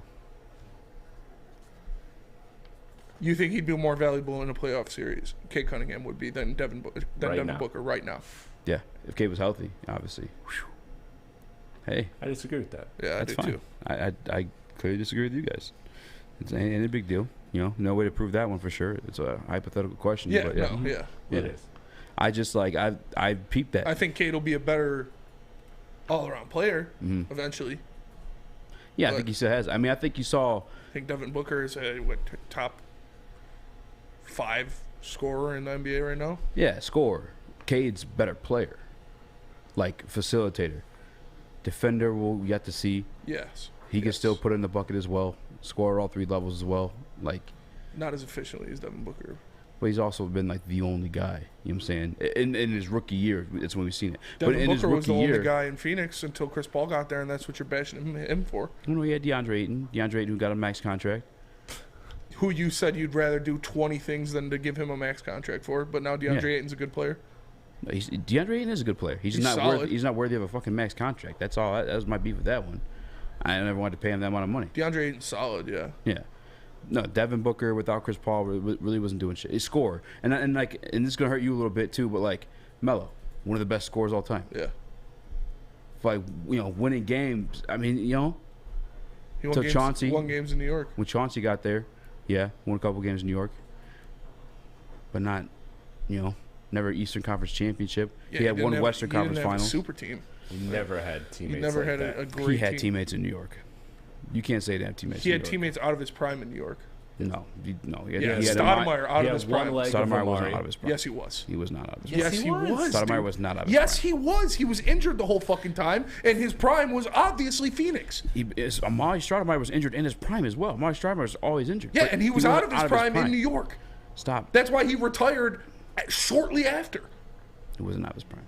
Yes, he was. Yes, he was. Yes, he was. I have the stats right here. Dude, oh my god! You want to tell me how his numbers dropped once Melo joined his team? I mean, that just fucking makes sense that your numbers would drop once Melo joined your team. Who's taking half the shots? Amari Stoudemire was out of his prime. No, because he went from playing 47 games to 29 games. Danilo Gallinari. J.R. Smith is some superstar that you could win a championship with as one of your best players. I didn't tell you superstar, but you could definitely win a championship with J.R. Smith. Yes, we saw as a role player. Yes, as a role player. Okay. Also Eazy. Quite literally did it with LeBron James. Did he have Kyrie Irving and Kevin Love on that team? Like, you're acting like J.R. Smith was this pinnacle of the Cavaliers championship. J.R. Smith was a piece of it, yes. He was a piece of it, yes. But he's not a player that you bring up first things first when you're talking about a team that would win a championship. Oh, yeah, J.R. Smith. That means he should have won a championship. That's ridiculous. Third? That's all right. Yeah, for sure. If J.R. Smith's your third best player, I'm excluding you're not LeBron. LeBron's obviously the first one. But yeah, we talk about that team. You bring up Kyrie. Yes. Okay. Kevin Love, J.R. I would say Richard Jefferson was more important to that team than J.R. Smith. Kyrie too. Well, I think it's arguable. I just said Kyrie. Yeah, you said Kyrie. Yeah. Okay. Yeah, I'm not gonna allow you to discredit J.R. Smith like that, especially when J.R. Smith was a good role player. Matter of fact, J.R. was out of his prime when he won the chip with LeBron. Easy. That's J.R. out of his prime. And he was a role player. J.R. with New York was a dog. Don't tell me he was good. He wasn't an all-star. He wasn't even an all-star. Was Wilson Chandler on that team too? No, that was in the trade. He was traded. Yeah. By the way, sleeper in 2K. Back in the day. Wilson Chandler was fucking stupid. Wilson Chandler. This is Amari. So his last year in Phoenix. Look at this. This is insane. So he goes from playing 82 games to then 78 the next year with New York, and then 47, and then 29 the following year. Like, he literally fell off a cliff drastically. Injured. Yes. He always got fucking injured. He was less injured. He played 82 games in Phoenix. Yeah, he gave me one season, Chris. Okay, and then the season before that, 79. And then the season before that, 82. And then 06, 3. 78, 79, 53. 06, 3. What? Yeah, 06 was 3. Amari, that was it. Amari got hurt often. And that was, 6 years before he was in New York with Melo? Amari was good when he was in New York. He was good, but he was past his prime. He wasn't even... He was good. borderline you stop making questionable these excuses for all-star. Melo. No, you saying that he has this super team is ridiculous. I didn't say it was a super team, but he had a good team. He had decent role players on his team, yes. He No, didn't he have had a a good star team. next to him. He did not have a star. Amari was not a star at that time. He had anymore. a good team. He didn't have a star next to him. All I'm When has a saying- player ever won a championship without a star next You to want to him? hear something too? This is one of my favorite players. Actually, like honestly, like right now. I'm not Michael talking about all Jordan time. couldn't win it without a star next to him. I'm talking about like one of my favorite players, like right now to watch. You know, he's also entering this realm that I'm starting to SGA? think. No, Dame. Luka. Dame, yeah. Dame So also fucking has never sick. had a star. I mean, CJ McCollum was pretty good. He was They an won all-star. a series, yeah. But I'm saying like guys just like score. That's all you do. It just sounds mad disrespectful, but like that's what all you really do. Like you're not winning with those guys unless they're alongside a K. Unless you have stars next to them. Yeah, or a facilitator, either or. But yeah. Yeah, nobody has won a championship by themselves. The only team to ever win a championship without any stars is obviously the Pistons, but that was a complete team. But I mean, Jordan couldn't win a championship beyond that, without though, I'm another talking star. about like just winning LeBron series, couldn't win a being in the championship without another conversation. star. I'm talking about winning series or even being part of the conversation. Melo Like, won was series never in New that. York's. How many? He won Fucking playoff two? series in New York's. In He New won York's? playoff series in New York. What, 2? Yeah. Like, come on, man. You love Melo. I get it. You're going to be biased in it. Name one team that has won a championship without a star next to another We're star. not talking about championships without a star. I'm talking about Melo as a pure scorer. Really wasn't doing much. Yeah, I'm because he didn't have and any that's why stars I would take a next to him. Cade over another pure scorer in Devin Booker. The one time he had a very good player next to him, they made the Western Conference Finals. Mm-hmm. Chauncey? Yeah. Facilitator. Yeah, you need a star next to you. You need another star next to you in the NBA. Not even a star. Chauncey wasn't a star. Chauncey especially was at a that very point. good player. A facilitator. Guys gonna get you the ball in your spots. Yes. Yes, it helps. I'd rather take Cade than Booker. That's the main purpose of it. Scorer, you're getting further with a guy who could do more than just score. It's hard to find a guy that can drop 70. Like in the future, yes, That's I fine. think. But even when he's dropping 70, he wasn't fucking winning I think games. Cade will be Like- better. I think Cade will be better in the future. Yes. Yeah. But right now, I need In a one vacuum, playoff yeah. game in a vacuum. I need a win. I'm taking Devin Booker over him. Taking Cade. That's fair. That's fair. That's No, your for sure, opinion. yeah. But that'll do it for us today. We appreciate you all for tapping into the Woodward Heavyweights live on WoodwardSports.com. For the man to my left, the one and only Speak Easy, Chris Platty in the TD booth, JB Smooth on the ones and twos. I am Spencer Exter. We are the Woodward Heavyweights. We'll catch you guys tomorrow. Ooh, peace. Dirk by himself. Dirk had a squad. Dirk by himself. Who else Tyson is it? Chandler, defensive player of the year. Giannis. Sean Giannis Marion by is a himself. baller. LeBron, Giannis by epic himself. Giannis by himself. Giannis by himself. So Drew Holiday and He Chris had Middleton two aren't shit. All-Stars. They're Come both on, all-stars. Stop it. Also gold medalist. They're not all-stars? They're all stars. Drew Holiday isn't one of the best two-way players in the They're NBA. the bottom- Chris Middleton isn't a guy that can go out and get you a bucket at any Will you point. relax? You're fucking turning red. It's crazy. It's not crazy. It's not. Giannis was not by himself. Is Chris Middleton a bottom tier all-star? Did they lose the series when Chris Middleton was hurt? Is Chris Middleton a bottom tier all-star? Yeah, but he's still an all-star. Is Drew Holiday a bottom tier all-star? Drew Holiday is one of the best. Drew Holiday is a Cade Cunningham-esque player. Get the fuck He's out a of guy that can do everything. He's a guy that can assist. One of the best defenders in the NBA for a long time. Stop. A facilitator, a two-way player. Both of them all-stars. Drew Holiday just dropped 50 like 2 days ago. So is Drew And Holiday- guess is Drew what? The Holiday a Bucks bottom got tier bounced out all-star? of the playoffs when Chris Middleton was injured. So why couldn't Giannis do it himself then? I don't know, but he did it. Melo didn't. I'm just saying. And Dirk took an That epic Bucks meltdown. team I'm is just saying. infinitely better than the Knicks team Melo was on. Yes. Giannis is infinitely better than Undisputed. Melo. Yeah. That's Not also infinitely, true. but Giannis is a better player than Melo, Infinitely yes. better than Melo. Giannis is a better player than Melo, yes. Yeah. Yes. Nobody's arguing that. Dirk too. Yes. Yeah. You know, Melo's Nobody's arguing Melo that. couldn't cut it. Can't just be a straight scorer. Devin Booker's a better player than Cade Cunningham. We'll see. Right now, yes. Right now, sure, yeah. Yes. There we go. Definitely. I'm taking Cade if I want to win a game, though. Unless Chris Paul. If I have Devin, Chris Paul, sure, give me that. But if I'm picking one, give me Cade. Dev did absolutely First dick. pick. You're picking your 5. Choices from a list of players. You're picking your 5. You're taking Cade over Devin Booker right now. Yeah, Even though you can put the rest of the team around him as you want. yeah. All right? Yeah. Dev did dick before Chris Paul. Alex Jones. Yeah. Shit. Relax, Alex Jones. Oh All my right. God. I'm not doing the outro again. We'll see you guys tomorrow. Peace.